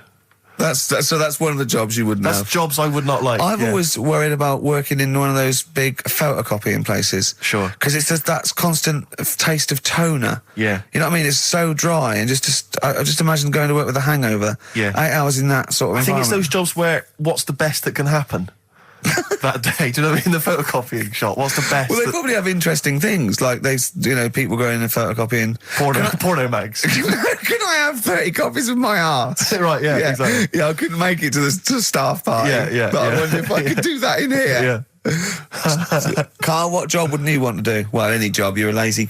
You're joking, aren't you? I've done loads of stuff. I'm quite happy now doing what I'm doing. Yeah? You look happy. I think You sound happy. Yeah, I mean, calm down. You on drugs? I'm all right. Are you on happy E? before England have won and that. I'm happy for them. Yeah, go on, happy for them. I'm happy in that. Yeah, what do you mean happy for them? We are England. Happy for us. Yeah. I mean, we didn't play. I did very little towards it. No. It was mainly Johnny Wilkinson. Yeah, I barely contributed. Switching on the TV was about as much as I did. Exactly. And shouting, come on! Yeah. Talking about jobs and that, though, I was reading the other day about... rubbish jobs that people have had and stuff. I haven't got time when I'm at work, man. I just get on with it. I'm like Squiddly Diddly. Fingers in pies, different jobs. Go on. Do you know Ivor the Terrible? Ivan. It's Russian. Yeah, that was the Welsh fella. It was bloody awful, but not as bad as his Russian cousin, Ivan. Go on. He had a fella doing some work for him, right? This fella built his house. After it was done, right, the terrible fella was like... fella Ivan. He was going, oh, it's brilliant, you've done a good job there. Yeah. I don't want you to build another one like that. Took his eyes out. Just stopped him making an house like that. Another one? Blimey. That's bad, isn't it? Why didn't he take away his trowel? Then he could have seen, but he couldn't have built a house without a trowel. You can't build a house without a trowel. Yeah. I suppose he probably later thought that once he'd been nicknamed Ivan the Terrible. Yeah. He thought, why? Because you gouge people's eyes out. Yeah, but I didn't want to build another house. I know, but take his trowel away. What would I have been then? Ivan the Crafty at most. Exactly. Yeah. Ivan the Jealous. Ivan the spoilt brat. But yeah. Gouge someone's eyes. That is bloody terrible. I'm surprised you're not called Ivan the... Do you know what I mean? You're going to get on in history like with Vlad the Impaler. Yeah. He's mainly remembered for impaling people. Yeah. He did a lot of other stuff. Did a load of great charity work he did. The impaling is the thing that's really gone down in history. When were you reading about Ivan the Terrible? No, it's just... Or Ivor the Terrible is the thing you remembered from this informative article? No, it was just little bits like that. Talking about him, there was a thing about someone who worked for... That fella who painted the ceiling. Sistine Chapel? Yeah. There was a thing, a woman who worked for him in his house. And I love how you assimilate information. when it's just bordering on the academic, or just the interesting and true. It's wonderful. Ivor the Terrible gouged someone's eyes out, built him an house. That fella who painted that ceiling had a woman work for him. Imagine if you wrote that down in an essay. Imagine if you wrote that in a school essay. Well, you'd probably end up with not getting a grade, or thinking you turned up to more than you had. Exactly. Anyway, the woman who lived with... Yeah, the woman who lived in a shoe. Go on. Yeah, there was this woman who lived with him, and she used to, like, you know, go out and do all this shopping and that. Yeah. But because she couldn't read or write, he used to have to draw everything that he wanted. Why couldn't he just tell her? I don't know. No, wait. That's an excellent point. Could she talk? Yeah, but if it's a big list and that, loads of different coloured paints. But why couldn't she draw on a piece of paper? Why did he have to do it? Because he's a better drawer, isn't he? That's the point. That's it. We were just looking for the logic of the story. You found it. You done it. Play a record. He's a better drawer.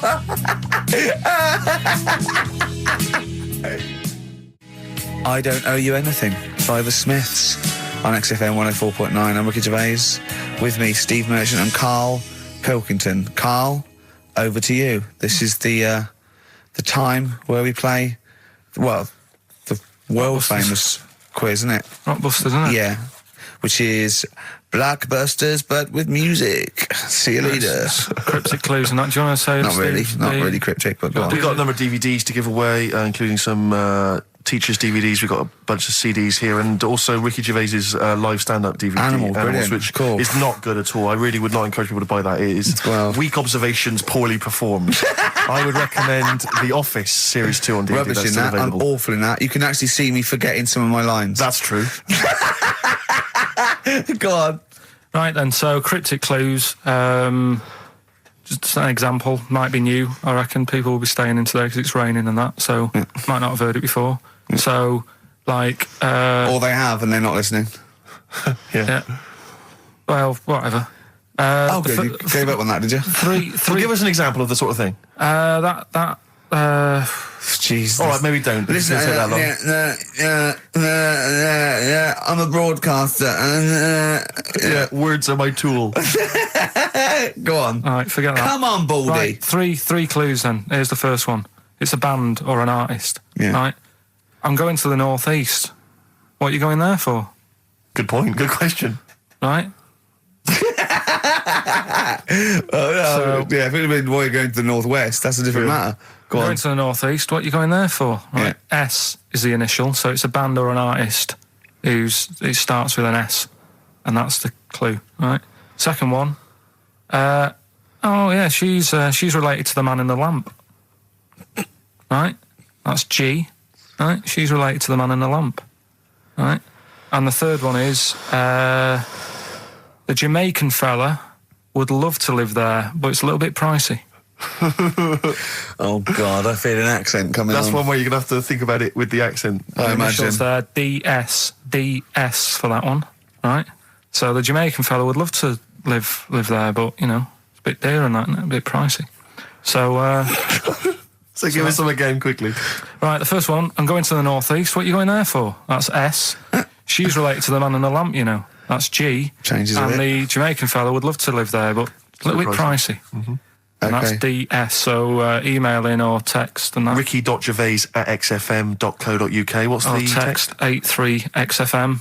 What's with that? those prizes. Brilliant. Play some ads? Yeah. XFM. Steve, is there anything wrong with a bit of old-fashioned rock and roll, yes or no? I do not believe so. Well, then there's Jet, so roll over DJ on XFM 104.9. Who are you? Ricky Gervais, who are you? Steve Merchant. Who's that little bald mank whinging twat over there? Karl Pilkington. Yeah, sure. Only. All right. No. Oh, go on. Rick, as you know, there's always junk lying around in this studio, and not all of it is Rockbusters prizes. No. And there's I've just been flipping Some is the playlist. Yeah, exactly. And I was Just flipping through an old copy of the Guardian Guide from last week. Sure. You know, the little listings thing. Yeah. And, you know, I don't know if people might have seen it. There was a documentary on this week about the transfer of British sitcoms to America. Yeah. And we did an interview for that because I'm remaking the show over in the States. I'm just flicking through and I noticed there's a little write-up about it here. And it says, blah, blah, blah, blah, and it says, quoting me, it says, "We don't care if David Brent becomes a woman," burbles Steve Merchant, eyes bulging with imagined riches. No, my eyes bulge normally. That's not me being greedy, that's just me. The thing I did on it when I sort of like rub my fingers together and do that stupid Brent... People take that seriously. I know. Yeah. It's extraordinary. Oh, some people got it, but I think it was something in the paper the next day said Gervais's mannerisms could have been transferred as dollar signs. Well, I was doing it sarcastically. Exactly. I was doing it like that. I was pretending that I just cared about the money. Yeah. So, irony... you see, people say Americans don't get irony. Most people here don't get irony. Absolutely right. That's why they think this show's rubbish. Yeah, I know. We fooled them. Yeah. We've had the last laugh. Exactly. We think it's really good. Exactly. Carl, come on. Let's have some news. Let's do some proper radio. Have you? Although all your news comes from Ananover, doesn't it? That's What will where Dr. Fox do about now at 2 o'clock? He'd do some amusing news. It's coming up for 2, and here is the news with Karl Pilkington. Well, like I said, it's just headlines and that. I don't bother reading on if I No like point. the headline. And it's all from You get the Ananover, story. not from a newspaper or... It's not made up or anything. These No, are real okay then. Well, headlines, let's see. Okay, imagine Trevor McDonald doing this. These are real news headlines. Okay then. Wow, they're real to Karl. Okay, here we go. And here is the news with Karl Pilkington. Bong. Man hid in wardrobe to avoid work. Yeah, good. All right. Bong. Teenager gets stuck in washing machine. Bong. Dutch man has 2 right feet. Bong. Cow hit by train lands on farmer's wife.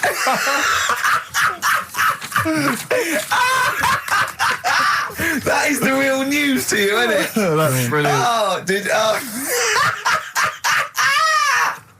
I was just thinking the cow flying through the air. Yeah. And the wife going, oh no. Yeah. Oh dear. Dutch man has 2 right feet. Yeah, he's having some operation or something, and What, they put the wrong foot on him? he's got 2 right feet or something. Well, maybe it was only a right foot that was available. Good dancer. Yeah.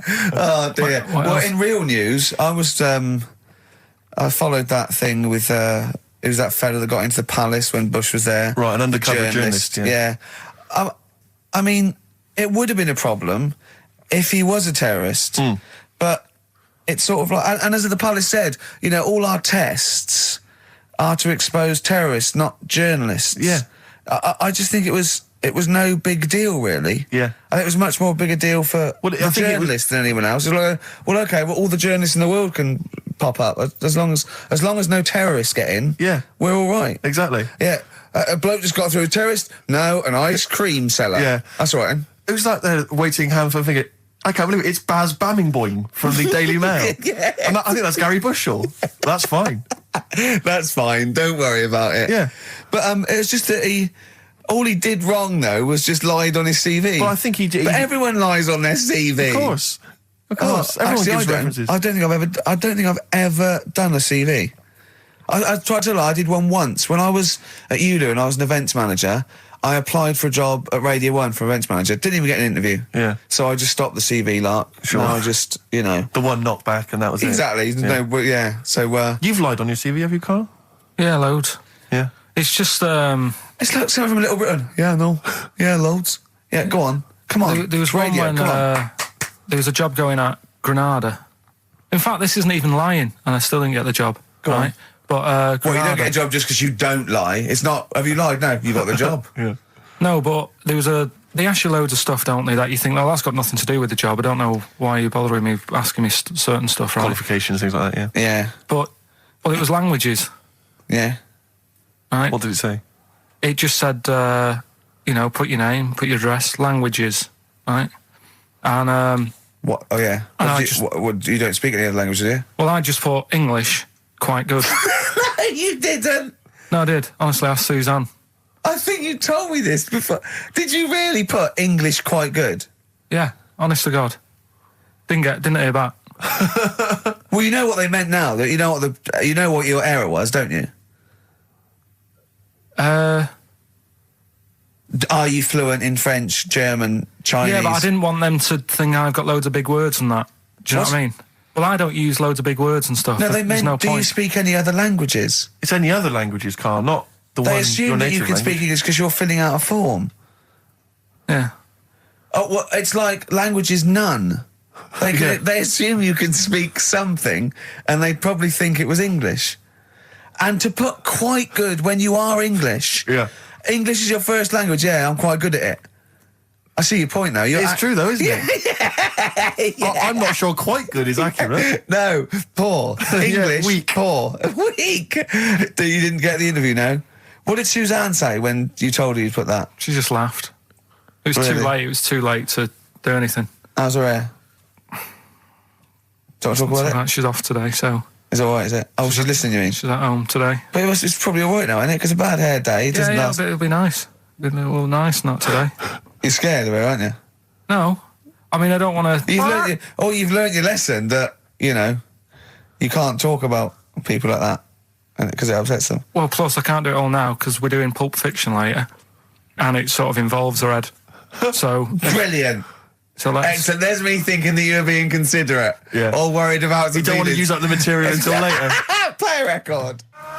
Wild is the Wind by David Bowie from Station to Station on XFM 104.9. Adverts. XFM. Travis, beautiful occupation. What's the best job you've ever had still, Carl? Talk about occupations. It is still paper round. Is it still the paper round? Yeah. That's ridiculous. No, it was good though. If you look at it, like, you know, what I liked about it, you're your own boss. No, you're not. You're not your own boss. No, the guy who runs the news agent is your boss. All right. But then once you get out and you've got your papers and that, you sort of, you're on your own. You want as long as you deliver the stuff. papers exactly to the places he said you are in the time he said. Yeah. It's freedom, isn't it? Any jobs you wouldn't do? I just thought of one that you wouldn't do. Go on. With your sort of mild homophobia. Well, I'm not. Proctologist. What's that? Basically sticking your finger at other people's arses. Right, well, I wouldn't do that, no. Why have you got to do that? What do you mean, why have you got to do that? Why does anyone need that doing? Because they've got to look if they've got an arseache or something. Which trainee doctor makes that their speciality? Do you know what I mean? That must be, right, we got a place for proctologists, and it's you, Meadows. You came last. Oh, seriously, what? I'm not the arse doctor, am I? Yeah. You came last. Oh, I'm a bum GP. I can't believe it. Yeah. You got to... Oh, I can't believe this. Yeah. That must be it, mustn't it? Well, presumably no one would choose it. No one would purely... If they can have the brain surgery, well, what if you were brilliant but you were shy? You couldn't look people in the face. Yeah. You could you could do anything you want. Yeah, I just don't want to look at them. I just want to do their asses. Yeah. Really? Just want to do the asses. Yeah. Yeah. Look at Carl's face. You didn't know there was such a thing as an arse doctor, did you? No, not really. Specialised. He does nothing all day but that. Well, he probably has a sandwich about 1 o'clock. Yeah. Washes his hands. What do you mean he does nothing all day but that? You don't say that about a brain surgeon or thoracic surgeon, do you? No, but that all day. That's not good, is it? I love the fact that I can blow his mind with just things that people take for granted. A dentist just looks in mouths all day. Yeah, but that's a bum job. Just think of that. Oh. So what do you need to know then there? It's a lot to know. You gotta have nice nails. Yeah. No rough edges. Well, you'd be alright, because you got that job handing out biscuits to the old people because you had nice hands, didn't you? So, yeah. And I know a lot about biscuits. I know my biscuits. Do you? Yeah, I know which ones they like and that. Do you? What do they like? What do old people like? Bourbons, rich Do they tea. really? Because that's my least favourite. I would never eat a bourbon. I could be starving and I wouldn't eat a bourbon. If you want to let us know what your favourite biscuit is, email in. Ricky.Gervais at XFM. But I'll tell you what, with all them eating biscuits, I bet they get arse problems, don't they? So you could double up, couldn't you? You could be handing out biscuits in the morning and checking out. So why would you go and have that done then? What sort of problems then? What do you mean? Loads of problems. Like what? Prostate. And they've got to go there. They have to like have a little, you know. Well, there was that. I told you that story. That bloke. It's not an apocryphal tale because it's about an orderly's report, and this is the bloke that filled out the form, and what happened. He went into hospital basically with a sauce bottle up his arse, and on the report, he said, obviously, you know, pleasuring himself using a sauce bottle, and on the report he said that he'd been shopping at Safeways, and he'd come in with his shopping, and he'd forgot his key, so he'd put his bags down on the step, right, and he started climbing up the drain pipe to get in, right, but as he was climbing up, his trousers and pants fell down. He slipped and fell, and the sauce bottle went up his arse. And the orderly said this story would be somewhat believable if Safeway sold their sauce bottles with condoms already attached. That's like a game of Kaplunk. so he I love that he put a condom on it. I wonder if that was so he didn't want to get an infection from it, or he wanted to use it on his chips later. So waste not, want not. Talking of arse, Blockbusters. We should give those clues again, because we're not getting many right responses here. Let's give them once more. Do you know what I think? Because the mentalists out there get his clues and they're rubbish. So I think his clue must be so way off. I know. That it's something wrong. Do you know what a pun is, don't you? You can't change the word. You can't have, he's bald and he rides a bike. Who's that? Bicycle Stipe. That doesn't count. It's got to be Michael Stipe for it to be correct. It's got to be Michael Stipe, yeah? All right, well, the most we've got 2 right, right? So let's hear the clues again. All right. First one was, I'm going to the northeast. What are you going there for? S. It's a band or an artist that starts with S, right? I'm going to the northeast. What are you going there for? Second one, she's related to the man in the lamp. Right? That's G. Band or an artist. The last one. The Jamaican fellow would love to live there. It's a bit pricey, though. Right? DS. Right? DS. DS. Email in or text in. ricky.gervais@xfm.co.uk. Or on the text, 83XFM. Right? Dylan's, of course, playing in London this week. Yeah. And good luck to him. Classic. Bob Dylan, It's All Over Now, Baby Blue from 1960-something. Bit of trivia for you, Steve. Go on. That is the last record we ever played on the old XFM before we were fired. I bet that was a moving moment for about 8 people. I just thought of something. You know that thing we did about, they said that we just cared about the money, selling it to America? Yeah. If we cared about money, would we be here now? Do you know what I mean? I know. I think this proves that we don't do things for the money. Exactly. Jesus. All right, Carl? Couple of emails. Monkey Matt's emailed us. Who? Monkey Matt. Oh, Matty, yeah, go on. Yeah. He says... How's the Monster? He's all right. He says, Carl has missed a cracking headline from The Sport. Hide-and-seek champion found dead in cupboard. I hope it's real. I don't know if it is. I doubt it. Just looking through some of the news stories that Carl did make it into Carl's news roundup. Yeah. Just this one you might be interested in. Headline, woman says partner ran off to become vampire. Yeah. And it says a young mother says her partner has dumped her to become a vampire. Rebecca Roberts from Somerset says Matthew Barrett fell for a blood-worshipping woman in a US cult. The 23-year-old mother says he began shaving all his body hair, dressed in black, and used Rebecca's lipstick to redden his eyes. Rebecca caught him performing weird blood rituals in front of his computer at night, cutting himself to prove commitment. She said, I thought it was just a hobby. Everyone's got a right to one. I was pleased he'd found an interest. Brilliant. This is apparently from The Sun. Apparently he's left. He's gone to America. He's living in this Ohio-based cult. But it's the last bit where she's been asked whether or not, if he came back, would she take him back? Sure. And this is where I wonder if the journalist, you know how journalists are supposed to just report the news, be objective. Yeah. I wonder if maybe the journalist here has maybe had some interference. Made the quote better for them than... Go on. Because it says, I never thought this would take over his life. Now, if he came back, I'd say fangs, but no fangs. Oh, dear! I can't believe. Imagine you're the woman, Rick. Okay. And I've come round. You're the journalist. I'm the journalist, and I've come in and I've said, okay, I read about this. All I have to do is not say that thing. You've come. I understand you're obviously quite upset. Your husband's gone gutted. Off. If he came back, would you take him back? Definitely not. Right. Really, what would you say to him then if he came back? Just get lost. Right, but I'm really pissed off with you. Would you perhaps say something a bit more pithy? Not in this situation, no. You're upset? He cuts himself, he drinks blood, he's left me. Sod off. I'm not interested, mate. Because I tell you what. Go on. I mean, I like what you said there, but I wonder if we could condense that a bit more. If he came back, would you say... Go away. Would you ever say something like, thanks, but no thanks? No, because it makes it flippant, because I'm really angry. I know you're annoyed. And I'm upset, so I wouldn't say... I certainly wouldn't say thanks. I might say no thanks. But what if you sort of said it like aggressively, like you're giving him the finger, thanks, but no thanks? Like you didn't really mean sort it. of sarcastically? Sarcastically, would you possibly say I might say thanks, but no thanks, and that'll be it. And that's and I'd leave it there. I'd never change that. Sure. I'd never change those words. Can I ask you a question? Go on. Do you like puns? Hate them. Right. I don't like Countdown. I don't like QI. I don't like any of those posh Cambridge, Oxford types. I hate puns. If you had to say thanks but no thanks in the form of a pun, what would you maybe say? I wouldn't. I never would. Right. I'd say thanks but no thanks. I would. I mean, I feel embarrassed that I'd even say that because I don't think I would even say thanks but no thanks. Okay. But if I did go that far, I'd leave it there. Sure.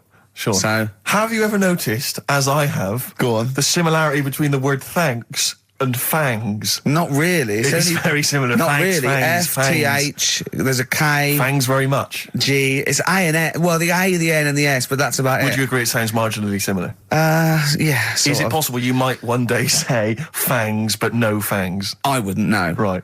I could put that though, could I? But don't say I said it. Right. I mean, yeah. Fangs but no fangs. Yeah. This is the thing. Just, if you ever read an article in The Sun, The Mirror, anything, do not believe it. Really seriously question and query it, because... If it ends with fangs, no fangs. If it ends with a pun, almost certainly they never said it. Feeder. Do you know what? I'm annoyed at now, right? We've got another ad break coming up. How many ad breaks have we had in this show? I know. Carl, how many ad breaks have we had in this show? It's about 3 an hour, 3 or 4 an hour. 3 or 4 an hour, so about 3 minutes. So... 20 minutes. 20 minutes is wasted on shite. I mean, apart from the stuff we talk about. Well, it's funny you should say that, because someone said to me last week that they felt that there were more adverts now on the show than there used to be. Are there more adverts in the show? I think, just checking some of the emails, I think that's because people are requesting them. They find them more entertaining than what we're giving them. But can't we sort this out? Don't go on about it. No, can't we though? Why can't we have less? Why have we got so many? Is it what happens, doesn't it? Well, no, you can't listen to radio after every record.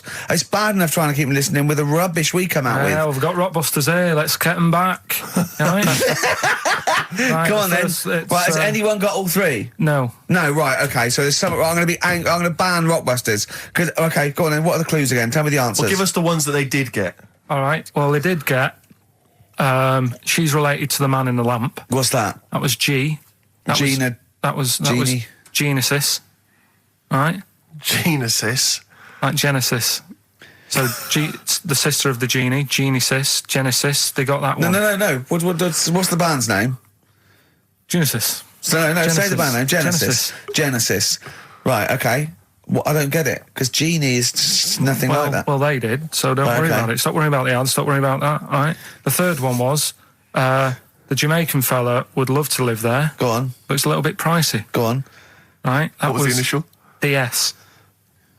Deer Streets. Right? What? It's a Deer Street to live on. Deer Streets, oh yeah, I haven't heard of them. But what are they, a band? That's Dire Straits. No, it's not Dire Straits!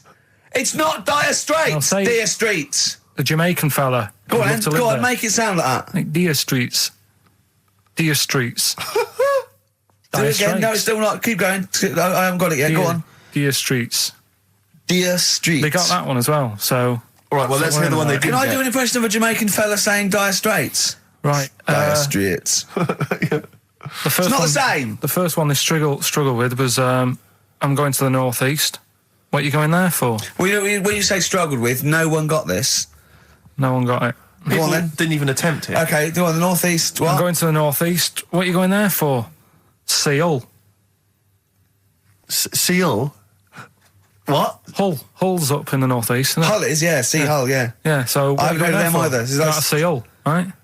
So that works. Who's Seal? Seal. Oh, Seal? Yeah. What's that got to do with the north, though? Seal. That's the way I'd say it, isn't it? Okay, that's the end of Rockbusters. Unbelievable. That's the end of Rockbusters. I can't believe we even brought it back, Rick. Right. I'm serious. That's the end of Rockbusters. Can I be honest with you? Go on. I'd love to hear some adverts now instead of that. Well, so would I. Adverts are better than that. I'm just saying, Laura. Doesn't matter. Laura's the one with. Well done, Laura. Right? She only got two, but we'll give her that. Yeah, just play the ads. I'm actually looking forward to the ads. Really looking forward to it. I hope there's a phone. Black Rebel Motorcycle Club. We're all in love on XFM 104.9. Sorry about Rockbusters.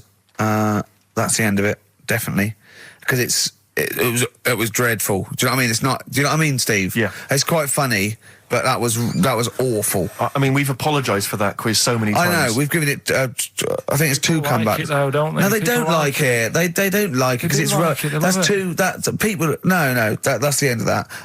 Less adverts next week. Sort that out. Because it's awful. 20 minutes of adverts. Do you know what I mean? It's not what people listen for.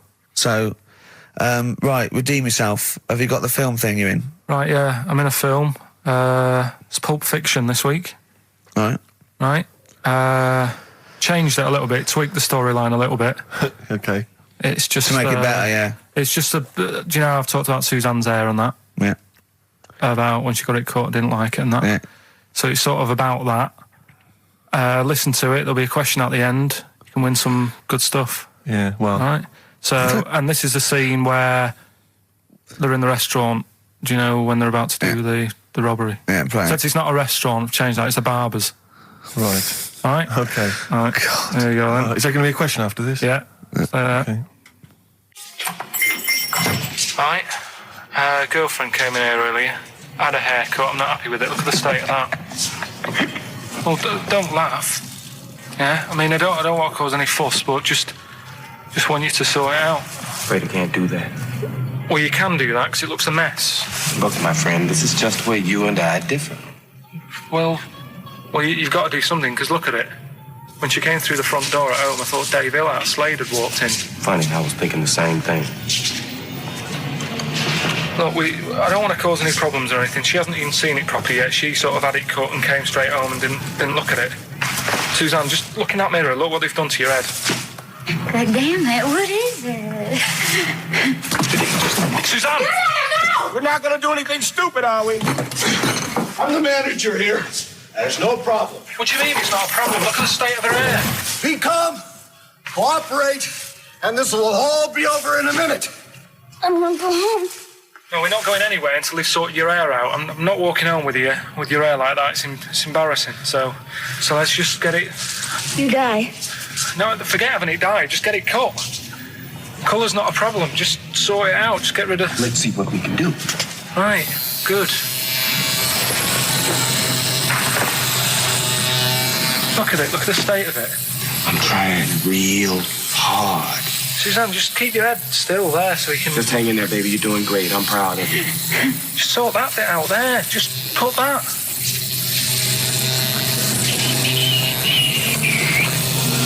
My barber says I've got the hair of a Chinaman. Have you heard that before?